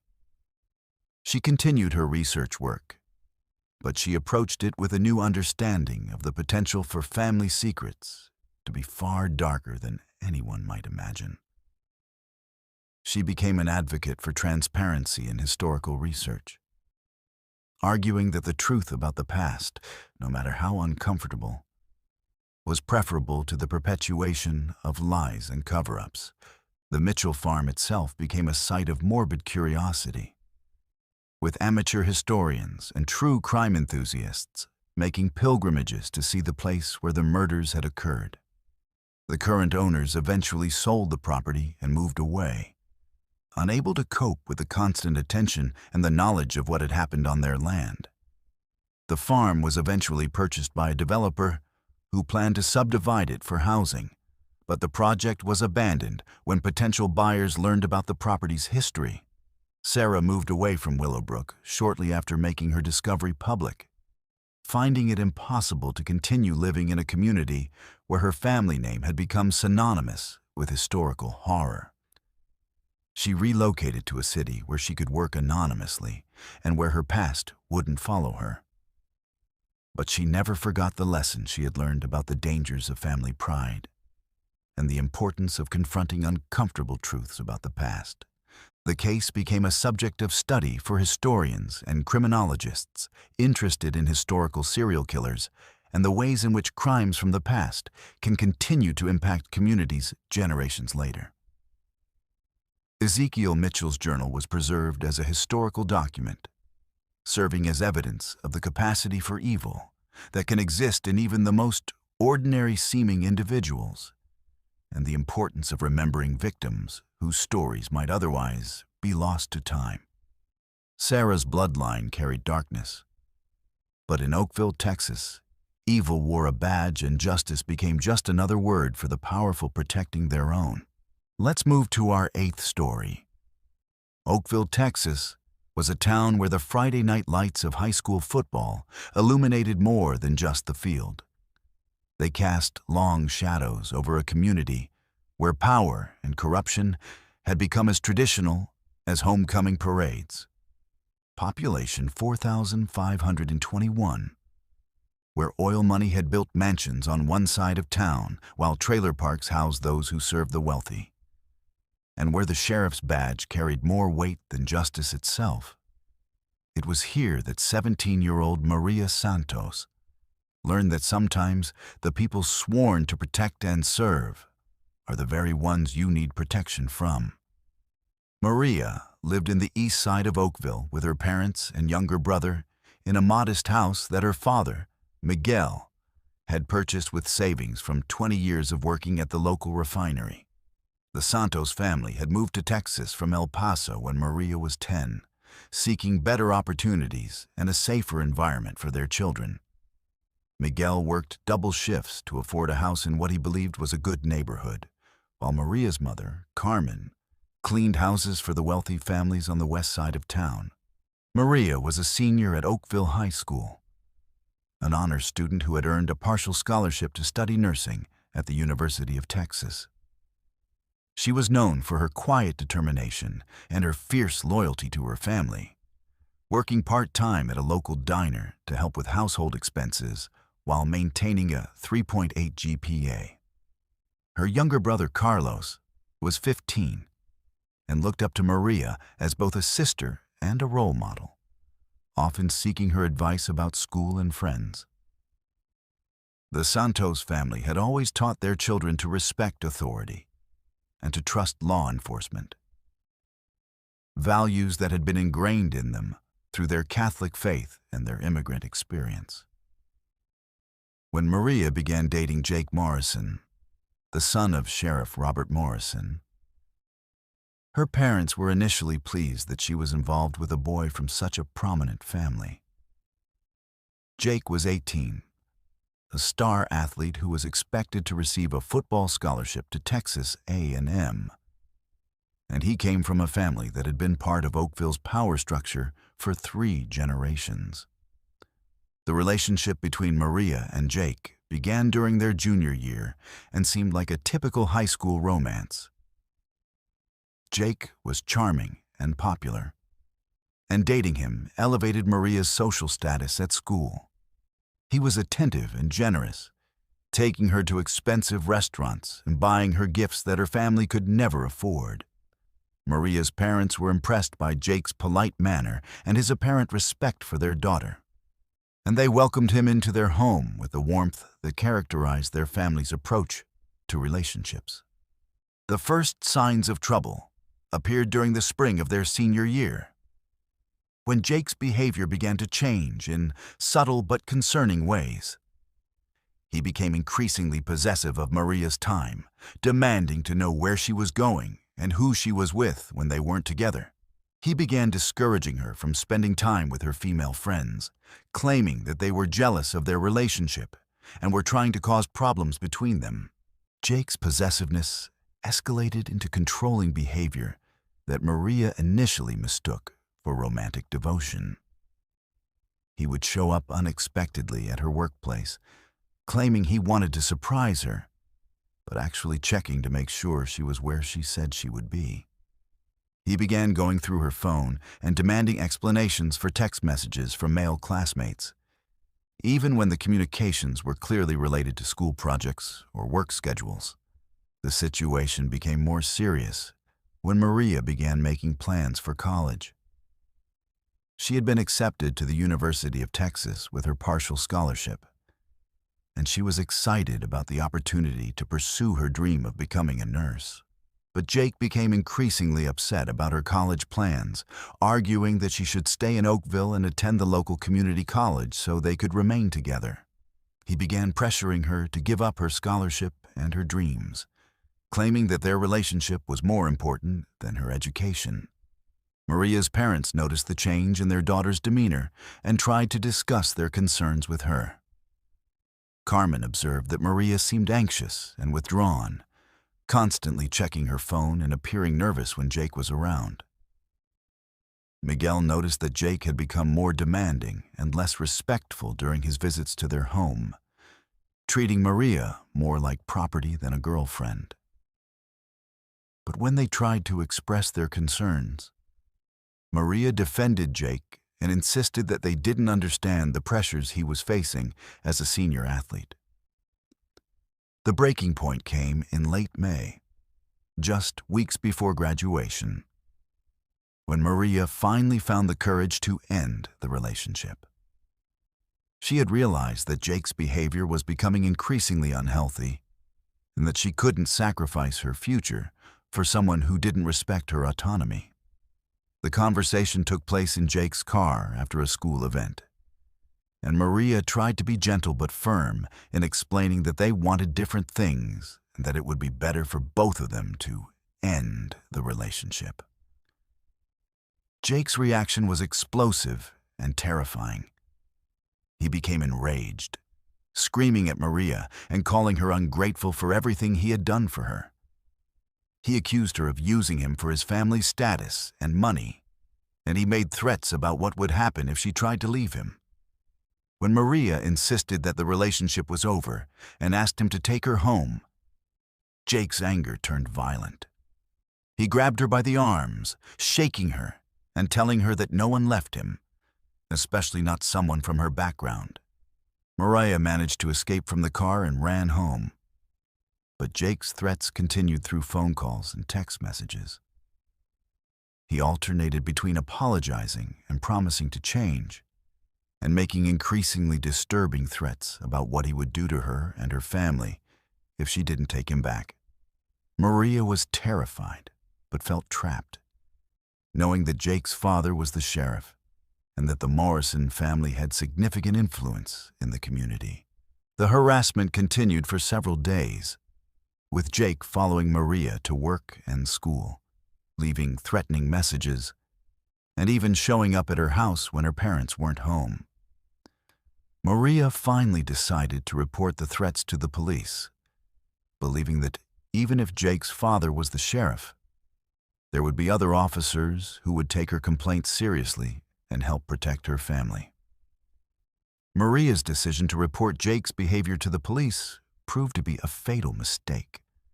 When she went to the Oakville Police Department to file a complaint, she was interviewed by Deputy Frank Collins, who listened to her story with apparent sympathy and concern. Collins took detailed notes about Jake's threats and behavior, and he assured Maria that the department would take appropriate action to protect her and her family. What Maria didn't know was that Deputy Collins immediately reported her complaint to Sheriff Morrison, who was furious that Maria had dared to accuse his son of threatening behavior.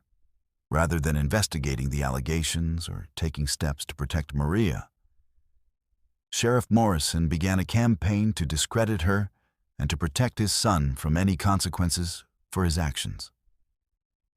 The cover-up began with Sheriff Morrison visiting Maria's parents at their home, ostensibly to discuss their daughter's complaint, but actually to intimidate them into withdrawing it.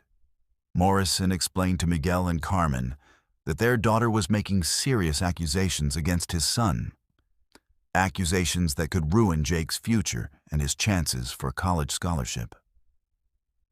He suggested that Maria was probably confused or emotional about the breakup, and that it would be better for everyone if the complaint was quietly withdrawn. When Miguel and Carmen refused to pressure their daughter into withdrawing her complaint, Sheriff Morrison's approach became more threatening.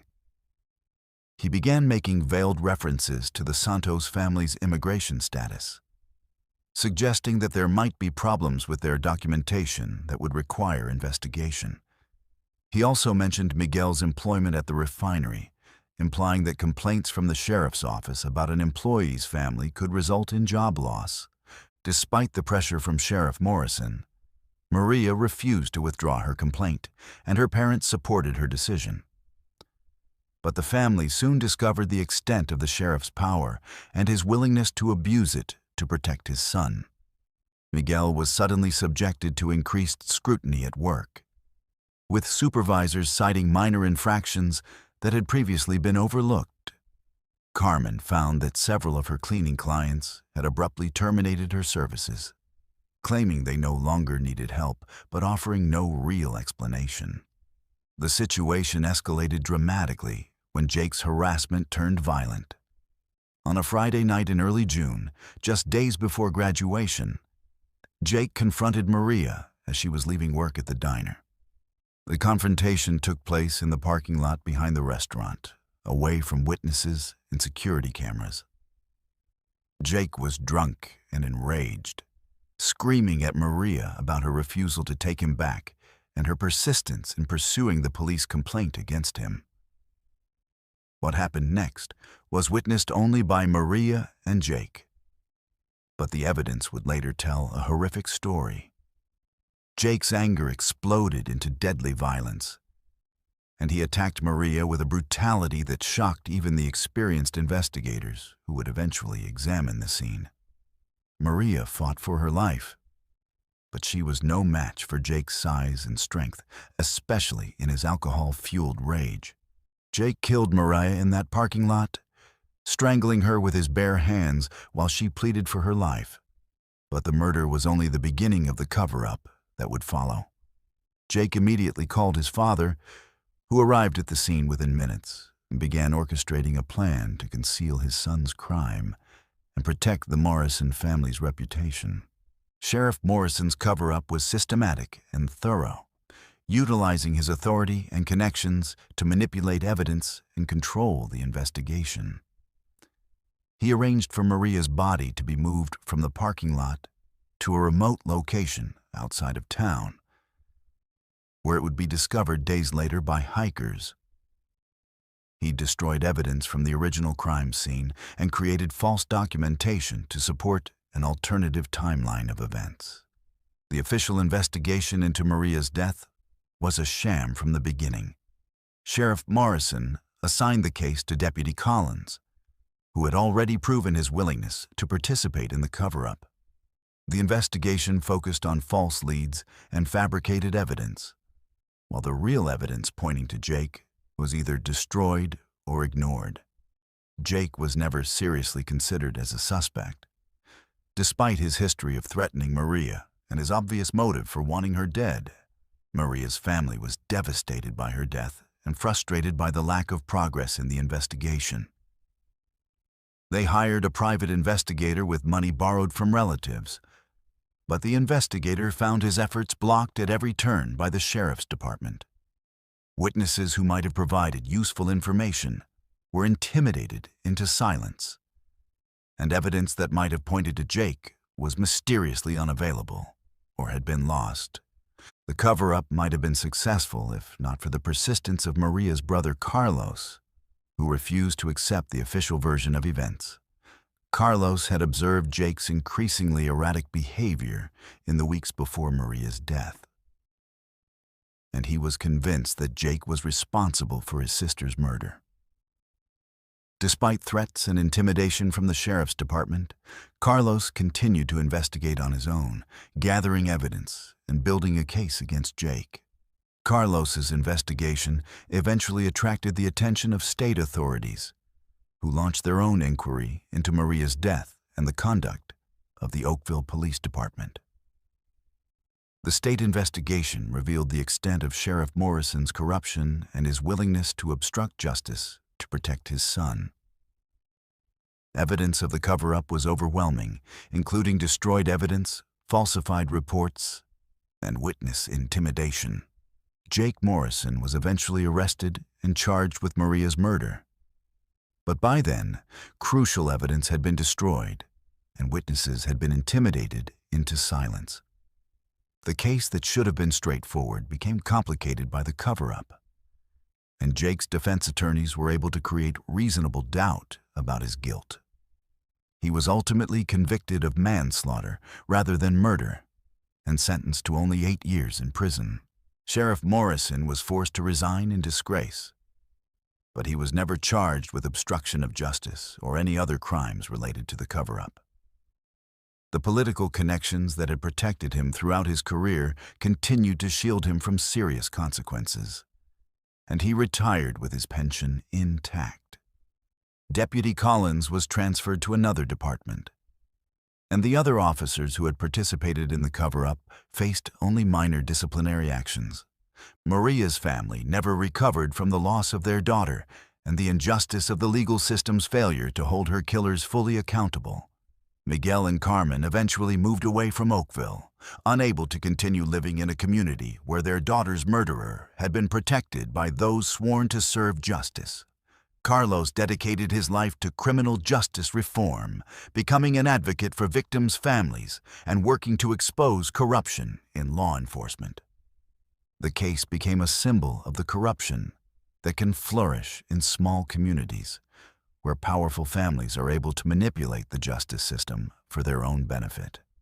It highlighted the vulnerability of immigrant families and working-class people when they come into conflict with established power structures. And it demonstrated the devastating consequences when law enforcement officers prioritize loyalty to their colleagues over their duty to serve justice. Mariah never got justice, and in Clearwater, Wisconsin, justice came too late for another young woman whose trust in someone she loved would cost her everything. Let's move to our 9th story. Clearwater, Wisconsin, was a college town where autumn painted the maple trees in brilliant reds and golds, and where the University of Wisconsin campus brought youthful energy to a community that had grown around education and small-town values.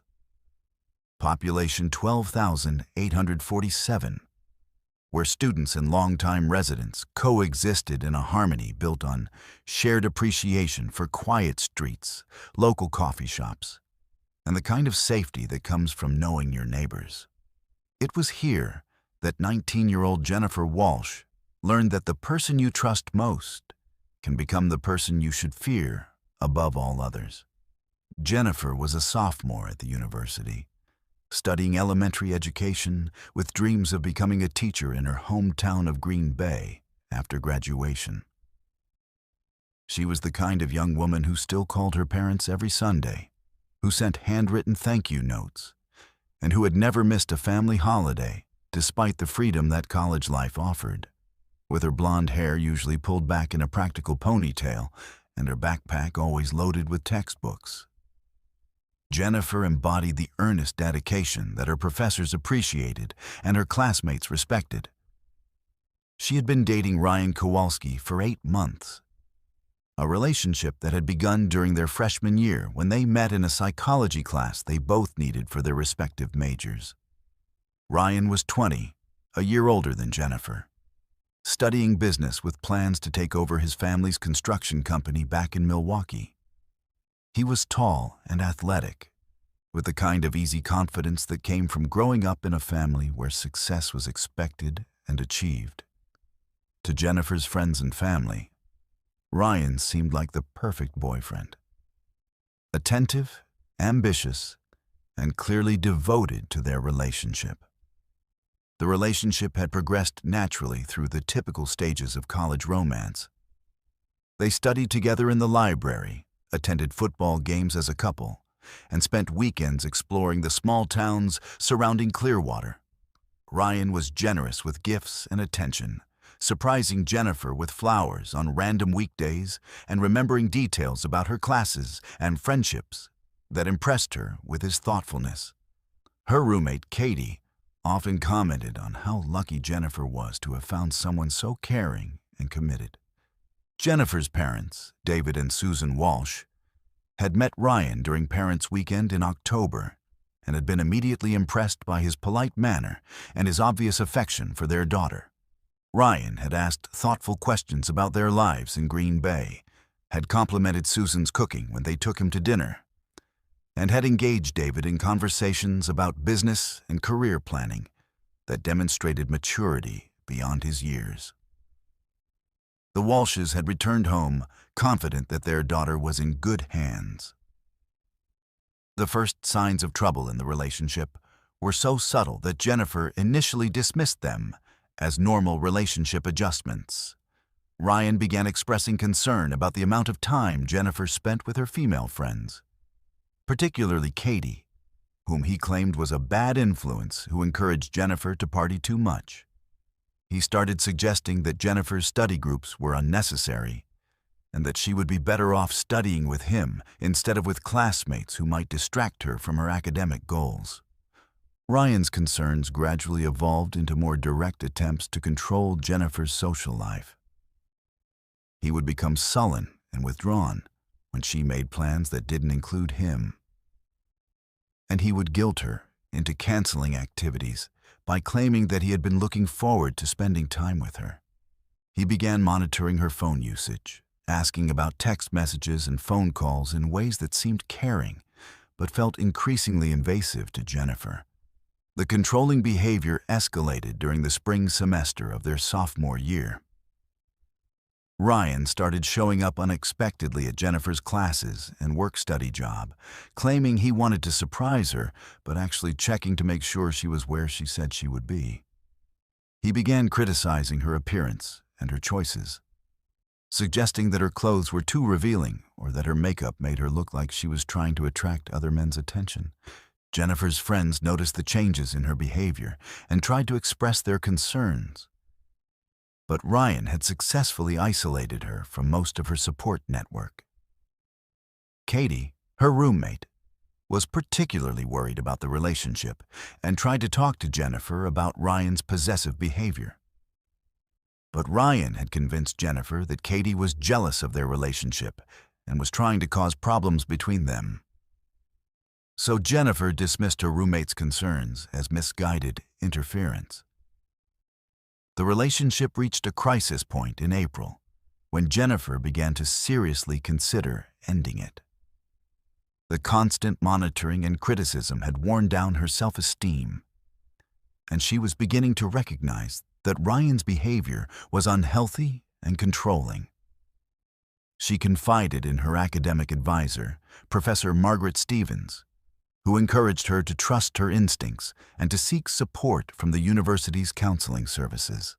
Jennifer's decision to break up with Ryan was made during finals week, when the stress of exams combined with Ryan's increasingly demanding behavior became unbearable.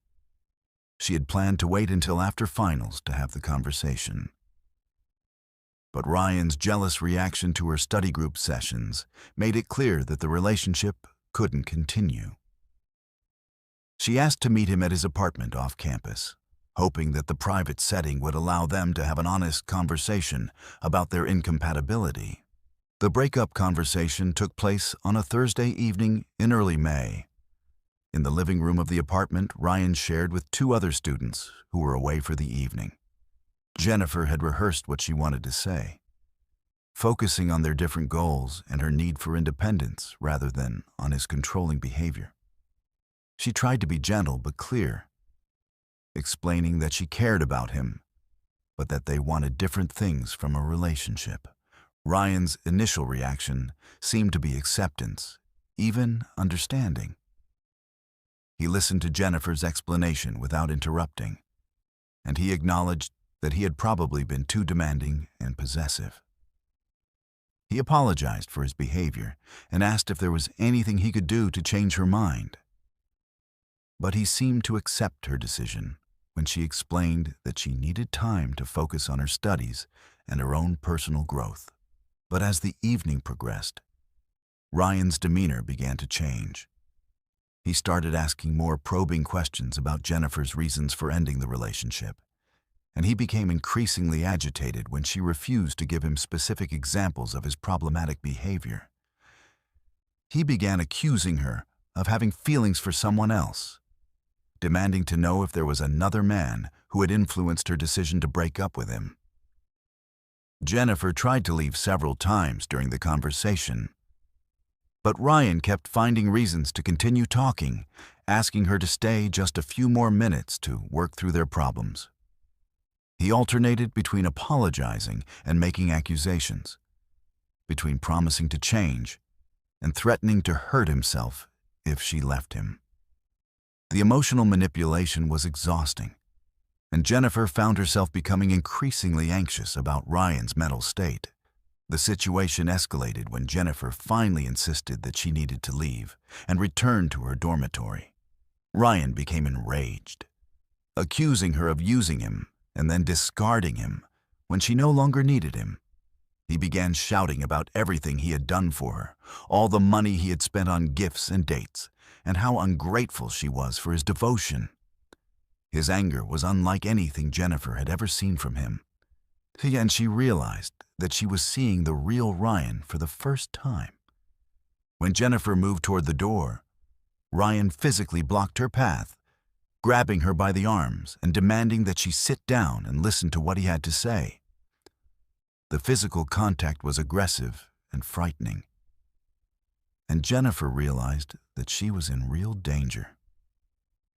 She tried to reason with Ryan, promising that they could talk more later if he would just let her leave. But his rage had reached a point where rational conversation was impossible. What happened next would haunt the Clearwater community for years to come. Ryan's anger exploded into deadly violence, and he attacked Jennifer with a brutality that seemed impossible from someone who had claimed to love her. The attack was prolonged and vicious, with Ryan using his superior size and strength to overpower Jennifer's desperate attempts to defend herself. Jennifer fought for her life, but she was no match for Ryan's rage-fueled assault. He strangled her with his bare hands while she pleaded for her life, her final moments filled with the incomprehensible reality that the person she had trusted and cared for was killing her. The young woman who had dreamed of teaching children and building a life filled with purpose died alone in an apartment where she had once felt safe. After killing Jennifer, Ryan faced the horrifying reality of what he had done. But instead of calling for help or turning himself into authorities, he made a calculated decision to conceal his crime and protect himself from consequences. Ryan loaded Jennifer's body into his car and drove to his grandmother's house on the outskirts of town, a property that had been in his family for generations and where he knew he could work undisturbed. Ryan's grandmother, Eleanor Kowalski, was 87 years old and had been living in a nursing home for the past 2 years, leaving her house empty except for occasional visits from family members checking on the property. The house sat on 5 acres of rural land, with gardens and outbuildings that provided plenty of privacy for Ryan's grisly task. He buried Jennifer's body in the vegetable garden behind the house, in a spot where the soil was soft and where his digging wouldn't attract attention from neighbors. The cover-up that followed was methodical and chilling in its calculation. Ryan cleaned his apartment thoroughly, removing any evidence of the struggle that had taken place there. He disposed of Jennifer's personal belongings, scattering them in dumpsters across the city to avoid creating a concentrated trail of evidence. He created a false timeline for the evening, establishing alibis and preparing explanations for Jennifer's disappearance that would deflect suspicion from himself. When Jennifer failed to return to her dormitory that night, her roommate Katie initially assumed she had decided to stay at Ryan's apartment, something that happened occasionally despite dormitory rules. But when Jennifer missed her morning classes and didn't respond to phone calls or text messages, Katie became worried and contacted the university's residential life office to report her missing. The initial investigation into Jennifer's disappearance focused on the possibility that she had left campus voluntarily, perhaps to deal with a family emergency or personal crisis. Ryan played the role of the concerned boyfriend perfectly, cooperating with campus security and local police, while expressing worry about Jennifer's safety and well-being. He provided investigators with a detailed account of their evening together, claiming that Jennifer had left his apartment around 10 o'clock to return to her dormitory, and that he hadn't heard from her since. Ryan's performance as the grieving boyfriend was convincing enough to deflect initial suspicion, and the investigation focused on other possibilities for Jennifer's disappearance. Police interviewed her friends and classmates, looking for signs of depression or personal problems that might have motivated her to leave school. They examined her financial records and phone usage, searching for clues about where she might have gone or who she might have contacted.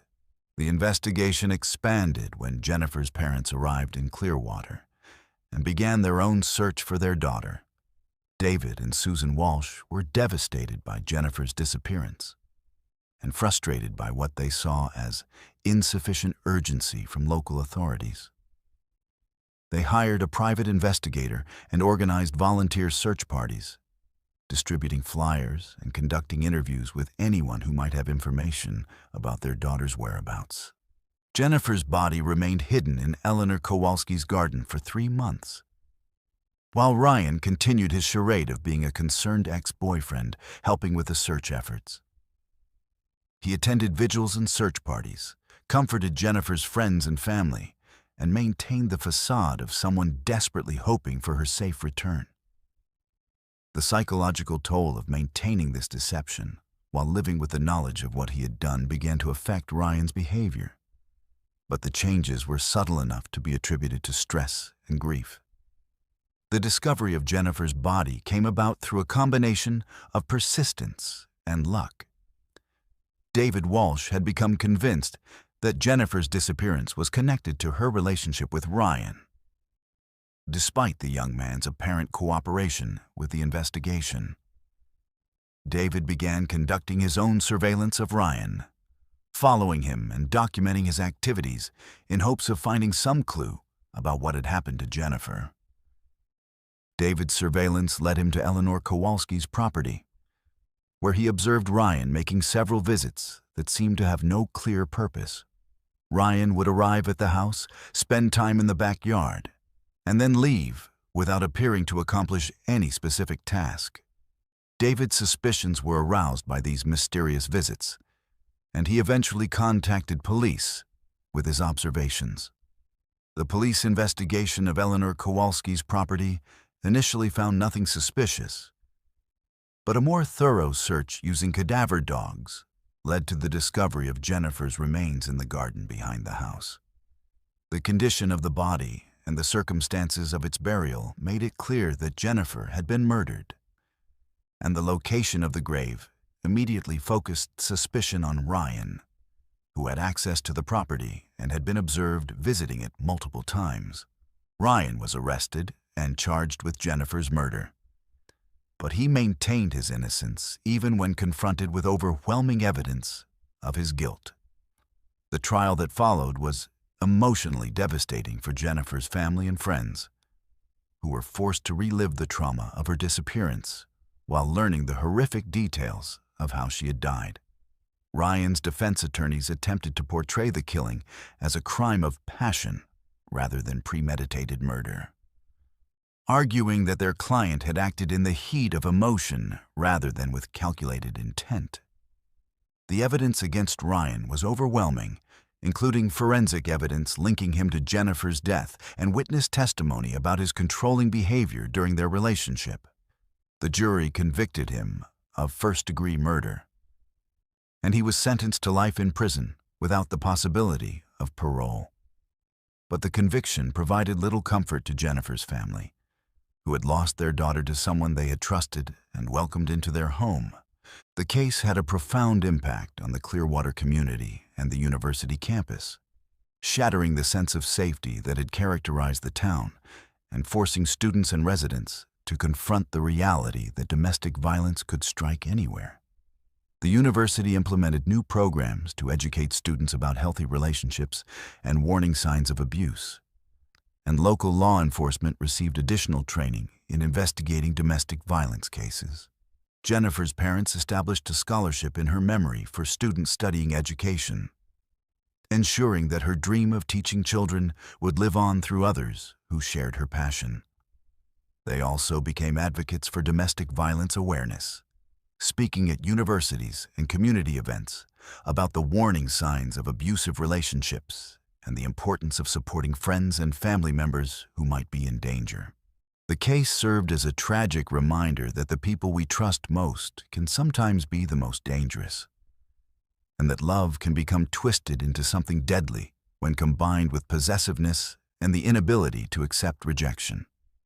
Jennifer's death highlighted the vulnerability of young women in college relationships and the importance of recognizing and addressing controlling behavior before it escalates to violence.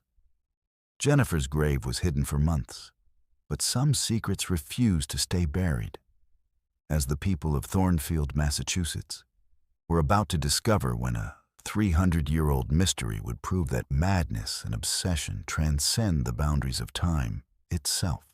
Let's move to our 10th story. Thornfield, Massachusetts, was a town where colonial history lived in every brick and weathered shingle, where the past seemed to whisper from behind every shuttered window and beneath every moss-covered headstone. Population 2,934, where the oldest families could trace their lineage back to the Mayflower, and where the local historical society treated every artifact like a sacred relic. It was here that 38-year-old Dr. Elizabeth Kane, a historian specializing in colonial New England, discovered that some obsessions are so powerful they can transcend death itself. Dr. Kane had come to Thornfield in the fall of 2022 to research her book about burial practices in Puritan communities. Drawn by the town's exceptionally well-preserved colonial cemetery and its extensive historical records dating back to 1692, she had rented a small apartment above the town's bookstore and had quickly become a familiar figure in the local library and historical society. Spending her days poring over centuries-old documents and her evenings walking among the weathered headstones that held the stories she was trying to tell. The Thornfield Historical Society was housed in a converted colonial mansion that had belonged to the Blackwood family, one of the town's founding families whose influence had shaped the community for over 3 centuries. The society's president, Mrs. Dorothy Ashworth, was a descendant of the original Blackwoods and took great pride in maintaining the family's legacy and the town's historical integrity. She had welcomed Dr. Kane's research project enthusiastically, providing access to private family documents and records that weren't available to the general public. It was while examining these private Blackwood family papers that Dr. Kane first encountered the story of Cornelius Blackwood, a wealthy merchant who had lived in Thornfield during the early 1700s. Cornelius had been one of the town's most prominent citizens, owning several ships that traded between Boston and the Caribbean, and his wealth had allowed him to build the largest house in Thornfield and to wield considerable political influence in colonial Massachusetts.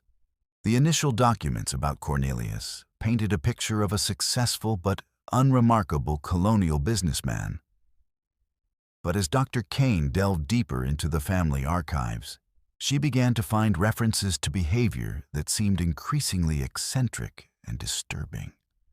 Letters from family members and business associates described Cornelius as becoming obsessed with death and resurrection, spending vast amounts of money on books about alchemy and the occult, and making increasingly bizarre statements about his plans for the afterlife.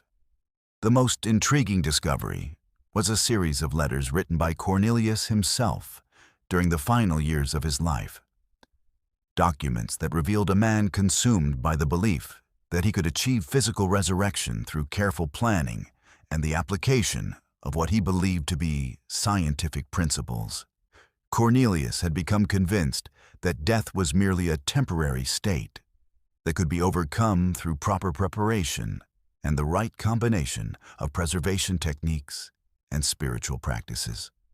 Dr. Kane's research revealed that Cornelius had spent the last decade of his life preparing for what he called his great experiment, an attempt to preserve his body after death in such a way that he could return to life exactly 30 years later. He had studied Egyptian mummification techniques, consulted with alchemists and occultists, and had even corresponded with European scholars who claimed to have discovered the secrets of eternal life. The letters described Cornelius's elaborate preparations for his death and resurrection, including the construction of a special burial chamber and the acquisition of rare chemicals and preservatives that he believed would maintain his body in a state of suspended animation.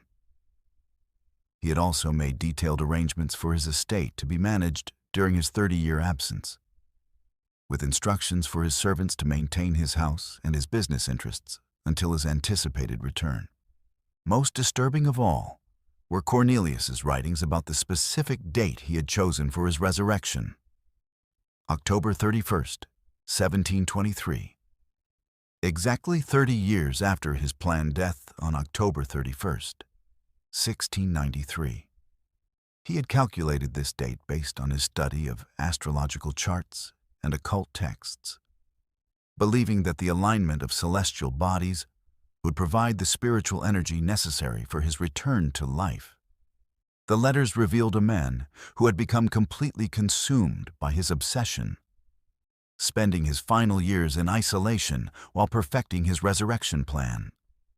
Dr. Kane's investigation into Cornelius's death revealed that he had indeed died on October 31st, 1693, apparently from natural causes, though some contemporary accounts suggested that he might have hastened his own death through the use of exotic chemicals and preparations.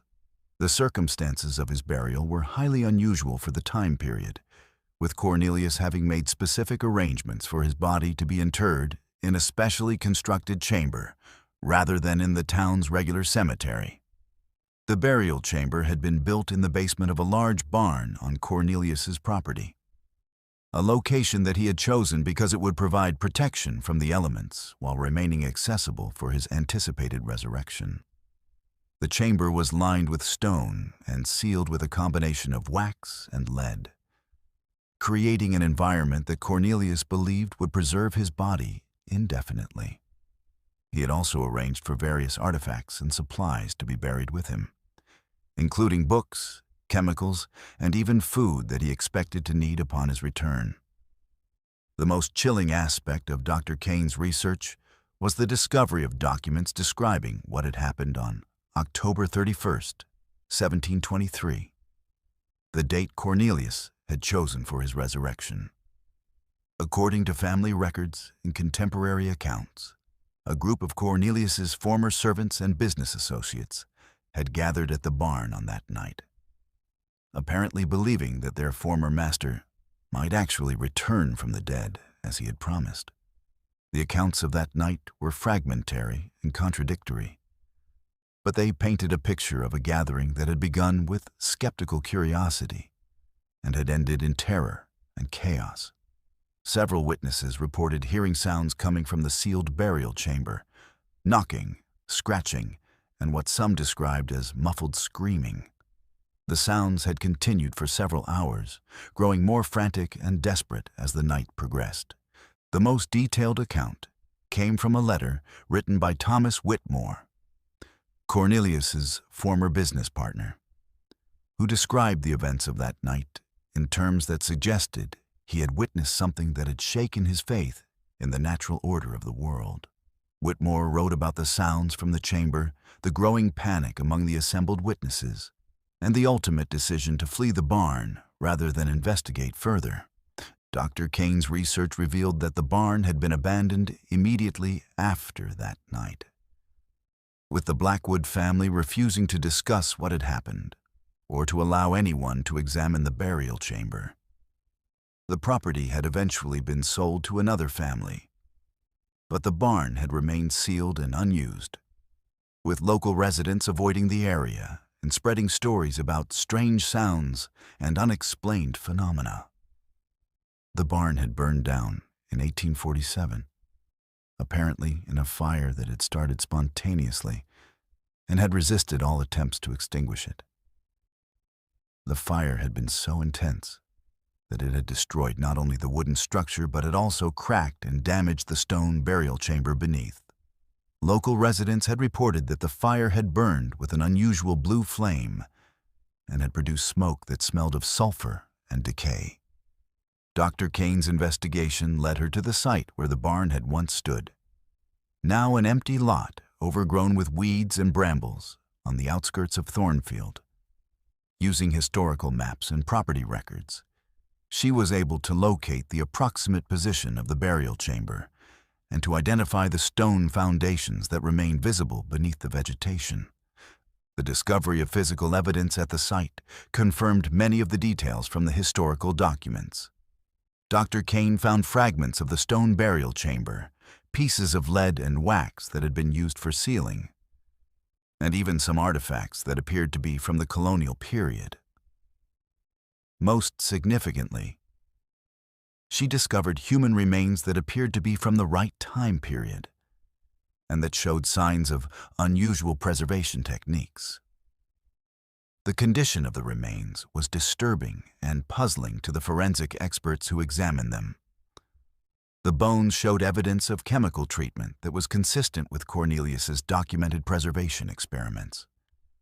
But they also displayed damage that suggested violent trauma had occurred long after death.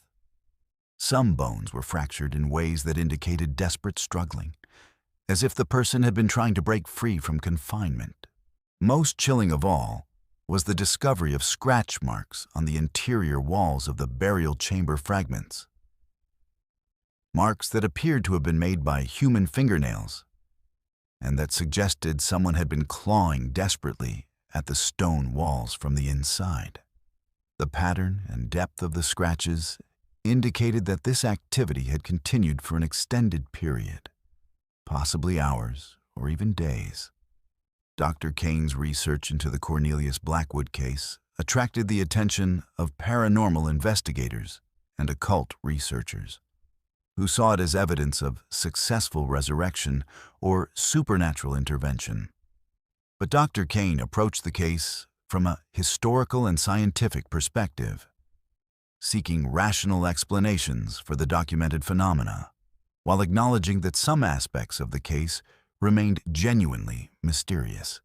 The most likely explanation for the events of October 31st, 1723, was that Cornelius had not actually died on his planned date, but had instead fallen into a catatonic state induced by the chemicals and preparations he had been using.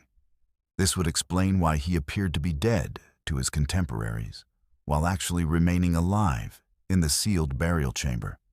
The sounds heard by witnesses 30 years later would then have been the result of Cornelius awakening from his prolonged unconsciousness and desperately trying to escape from his tomb. This explanation was supported by the physical evidence of the scratch marks and the bone damage, which suggested that someone had indeed been alive and struggling inside the burial chamber.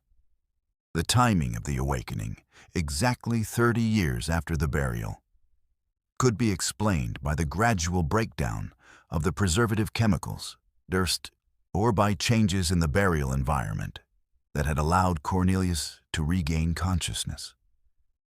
The horror of this scenario was almost unbearable to contemplate. A man who had planned his own resurrection, awakening after 30 years of unconsciousness, to find himself trapped in a sealed stone chamber, with no way to escape and no one to hear his desperate pleas for help.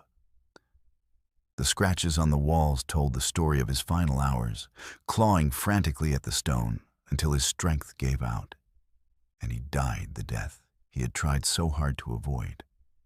Dr. Kane's research into the Cornelius Blackwood case became the centerpiece of her book about colonial burial practices.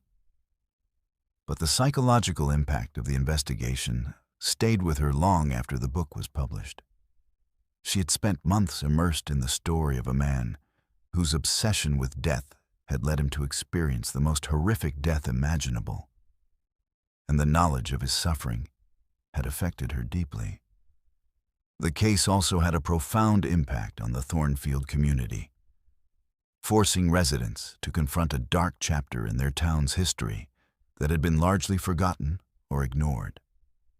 The Blackwood family descendants struggled with the revelation that their ancestor had been involved in such disturbing activities, and some family members questioned whether the story should have been made public at all. Dr. Kane's work on the Cornelius Blackwood case established her reputation as a leading expert on unusual historical cases. But it also marked the end of her research into colonial burial practices. She found that she could no longer examine historical documents about death and burial without thinking about Cornelius's desperate final hours in his stone tomb. And she eventually shifted her research focus to less disturbing aspects of colonial history. The site where Cornelius's barn had stood remained empty and avoided by local residents, who reported feeling uncomfortable when passing the area and claimed to hear strange sounds on quiet nights. The town eventually purchased the property and converted it into a small park. But visitors often reported feeling uneasy there, and the park was rarely used despite its convenient location. Dr. Kane thought the past was dead, until she learned about the camp that should have been safe, where 3 innocent children would face a horror that would close their summer sanctuary forever and leave scars that would never heal. Let's move to our 11th and final story. Camp Scott, Oklahoma, was supposed to be a place where childhood dreams came true, where young Girl Scouts could experience the magic of summer camp surrounded by the rolling hills and dense forests of the Cookson Hills. Established in 1928, the camp had hosted thousands of girls over the decades, creating memories of campfires, friendship bracelets, and the kind of innocent adventures that define the best parts of growing up. It was here that 25-year-old Linda Foster, a camp counselor with dreams of becoming a teacher, would witness an evil so profound that it would close Camp Scott forever and haunt everyone who survived that terrible summer. Linda had been working at Camp Scott for 3 summers, drawn back each year by her love of working with children and her belief in the camp's mission of building confidence and independence in young girls. She was responsible for overseeing the youngest campers, girls aged 8 to 10, who were experiencing their first taste of independence away from home. Linda took her responsibilities seriously, knowing that for many of these children, camp would be their first major experience away from their families. The summer of 1977 began like any other at Camp Scott. 140 girls had enrolled for the various sessions, and the camp was buzzing with the excitement that always accompanied the start of summer activities.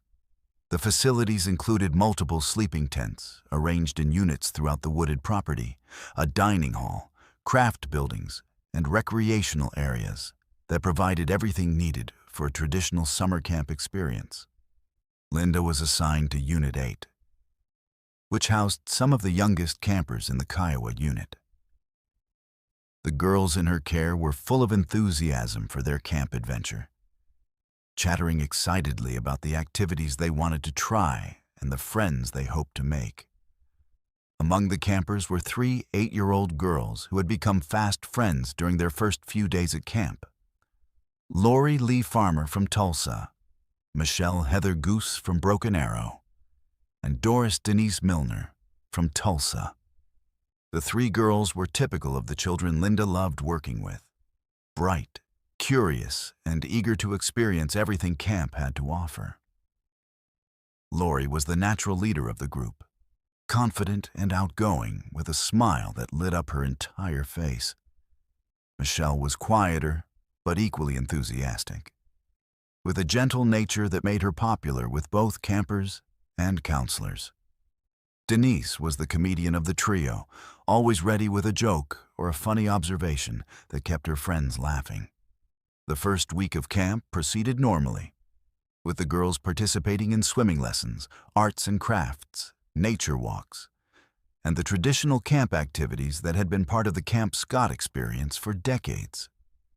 Linda noticed how well the 3 friends got along, how they looked out for each other during activities, and how they had formed the kind of close bond that often develops between children sharing their first major adventure away from home. On the evening of June 12th, 1977, Linda was settling her campers into their sleeping bags in tent number 7 when she heard some of the girls whispering about strange sounds they had heard the night before. Several campers mentioned hearing what sounded like moaning or crying coming from the woods surrounding their unit. Sounds that had frightened them, but that they had been too scared to report to the counselors. Linda reassured the girls that the sounds were probably just wildlife, owls, coyotes, or other nocturnal animals that were common in the Oklahoma woods. She reminded them that they were safe in their tents and that she and the other counselors were nearby if they needed anything. But privately, Linda felt a flutter of unease about the reports, especially since several girls had mentioned hearing similar sounds on different nights. That night, Linda made extra rounds through the unit, checking on her campers and listening for any unusual sounds that might explain what the girls had heard. The camp was quiet except for the normal sounds of summer night. Crickets, the distant hoot of an owl, and the soft breathing of sleeping children. Linda convinced herself that the girls had simply been letting their imaginations run wild, as children often do when sleeping in an unfamiliar environment. The horror began in the early morning hours of June 13th, when Linda was awakened by screaming from one of the other counselors. She rushed outside to find chaos and panic as staff members discovered that tent number 7 was empty. Lori, Michelle, and Denise were missing from their sleeping bags, with no sign of where they had gone or what had happened to them. The initial search focused on the possibility that the girls had wandered off on their own, perhaps to use the bathroom facilities or to explore the campgrounds. But as the search expanded, and the missing girls weren't found in any of the obvious locations, it became clear that something far more serious had occurred. The camp director contacted local law enforcement, and within hours, Camp Scott was swarming with police officers, search dogs, and volunteers from the surrounding community. The discovery came later that morning when searchers found the bodies of all 3 girls in a wooded area approximately 150 yards from their tent. The children had been sexually assaulted and murdered. Their young lives ended with a brutality that seemed impossible in a place dedicated to childhood innocence and joy. The crime scene was so horrific that even experienced law enforcement officers were shaken by what they found. Linda's world collapsed when she learned what had happened to the 3 little girls who had been under her protection. The children she had tucked into their sleeping bags just hours earlier, the girls who had been giggling about camp activities and planning their next day's adventures, had been taken from their tent and subjected to unimaginable horror before being killed and discarded in the woods like trash. The investigation that followed was massive and complex, involving local police, state investigators, and FBI agents who descended on the small Oklahoma community. The crime scene evidence suggested that the perpetrator had been watching the camp for some time, learning the routines and identifying vulnerable targets. The killer had entered tent number 7 in the middle of the night, somehow removing 3 sleeping children without waking the other campers in the tent or alerting the counselors in nearby tents. The psychological impact on the surviving campers was devastating. Children who had come to camp excited about independence and adventure were suddenly confronted with the reality that evil could reach them, even in places that were supposed to be safe. Many of the girls were traumatized by the knowledge that their friends had been taken from the tent next to theirs, and several required extensive counseling to deal with the trauma of the experience. Linda blamed herself for what had happened, tormented by the thought that she should have done something differently, should have taken the reports of strange sounds more seriously, should have been more vigilant in protecting the children under her care. The rationale part of her mind knew that she couldn't have prevented what happened, but the emotional weight of losing 3 children she was responsible for protecting was almost unbearable. The investigation eventually focused on Gene Leroy Hart, a local man with a history of violent crimes who had escaped from prison and was believed to be hiding in the area around Camp Scott. Hart was familiar with the local terrain and had the skills necessary to move through the woods undetected. He was captured and charged with the murders, but he was acquitted at trial despite evidence linking him to the crimes. Hart died in prison in 1979 while serving time for other offenses, taking whatever secrets he might have had about the Camp Scott murders to his grave. The case was officially closed, but many people involved in the investigation remained convinced that questions about the murders had never been fully answered. Camp Scott closed permanently after the murders, unable to continue operating in the shadow of such a horrific crime. The property was eventually sold and the buildings were demolished. But the memory of what happened there continued to haunt everyone who had been touched by the tragedy. The camp that had been a place of joy and discovery for thousands of girls over nearly 50 years was forever associated with the loss of 3 innocent children. Linda never worked with children again after the Camp Scott murders. The trauma of losing Lori, Michelle, and Denise under her watch destroyed her confidence and her ability to take responsibility for other people's children.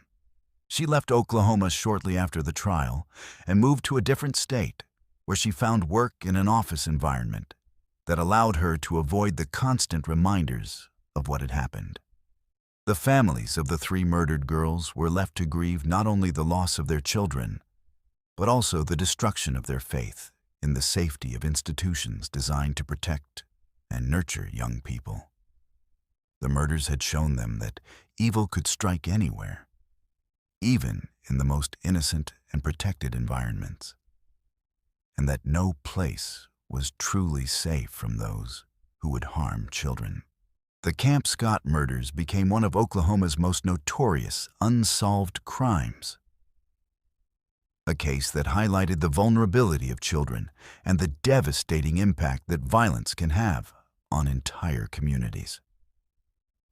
The case also demonstrated the lasting trauma that such crimes inflict not only on the immediate victims, but on everyone who was connected to them.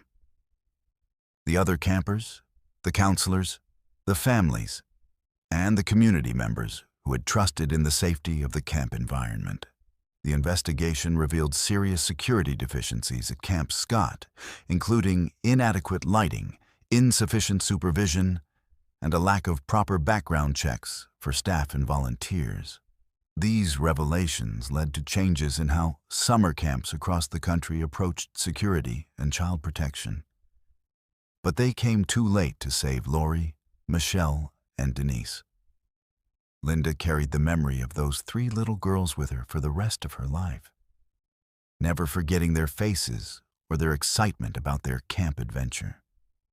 She often wondered what they might have become if they had been allowed to grow up, what contributions they might have made to the world, and what joy they might have brought to their families and communities. The empty lot where Camp Scott once stood serves as a silent memorial to the 3 girls who died there, and to the innocence that was lost on that terrible night in June 1977. Local residents still avoid the area, and those who knew the camp in its heyday speak of it only in whispers, remembering both the joy it once brought and the horror that ended it all. Trust your instincts. If something feels wrong, it probably is. Don't let politeness or the fear of seeming paranoid prevent you from protecting yourself and your loved ones. Check on your neighbors. Believe survivors when they speak out. And never assume that tragedy only happens to other people in other places. Subscribe to Verified Fears and hit that notification bell. Because in a world where these stories are real, staying informed might just save your life. Share these stories with someone you care about, because awareness is the first line of defense against becoming the next victim. Stay safe, stay vigilant, and remember, the most dangerous monsters are often the ones who look just like us.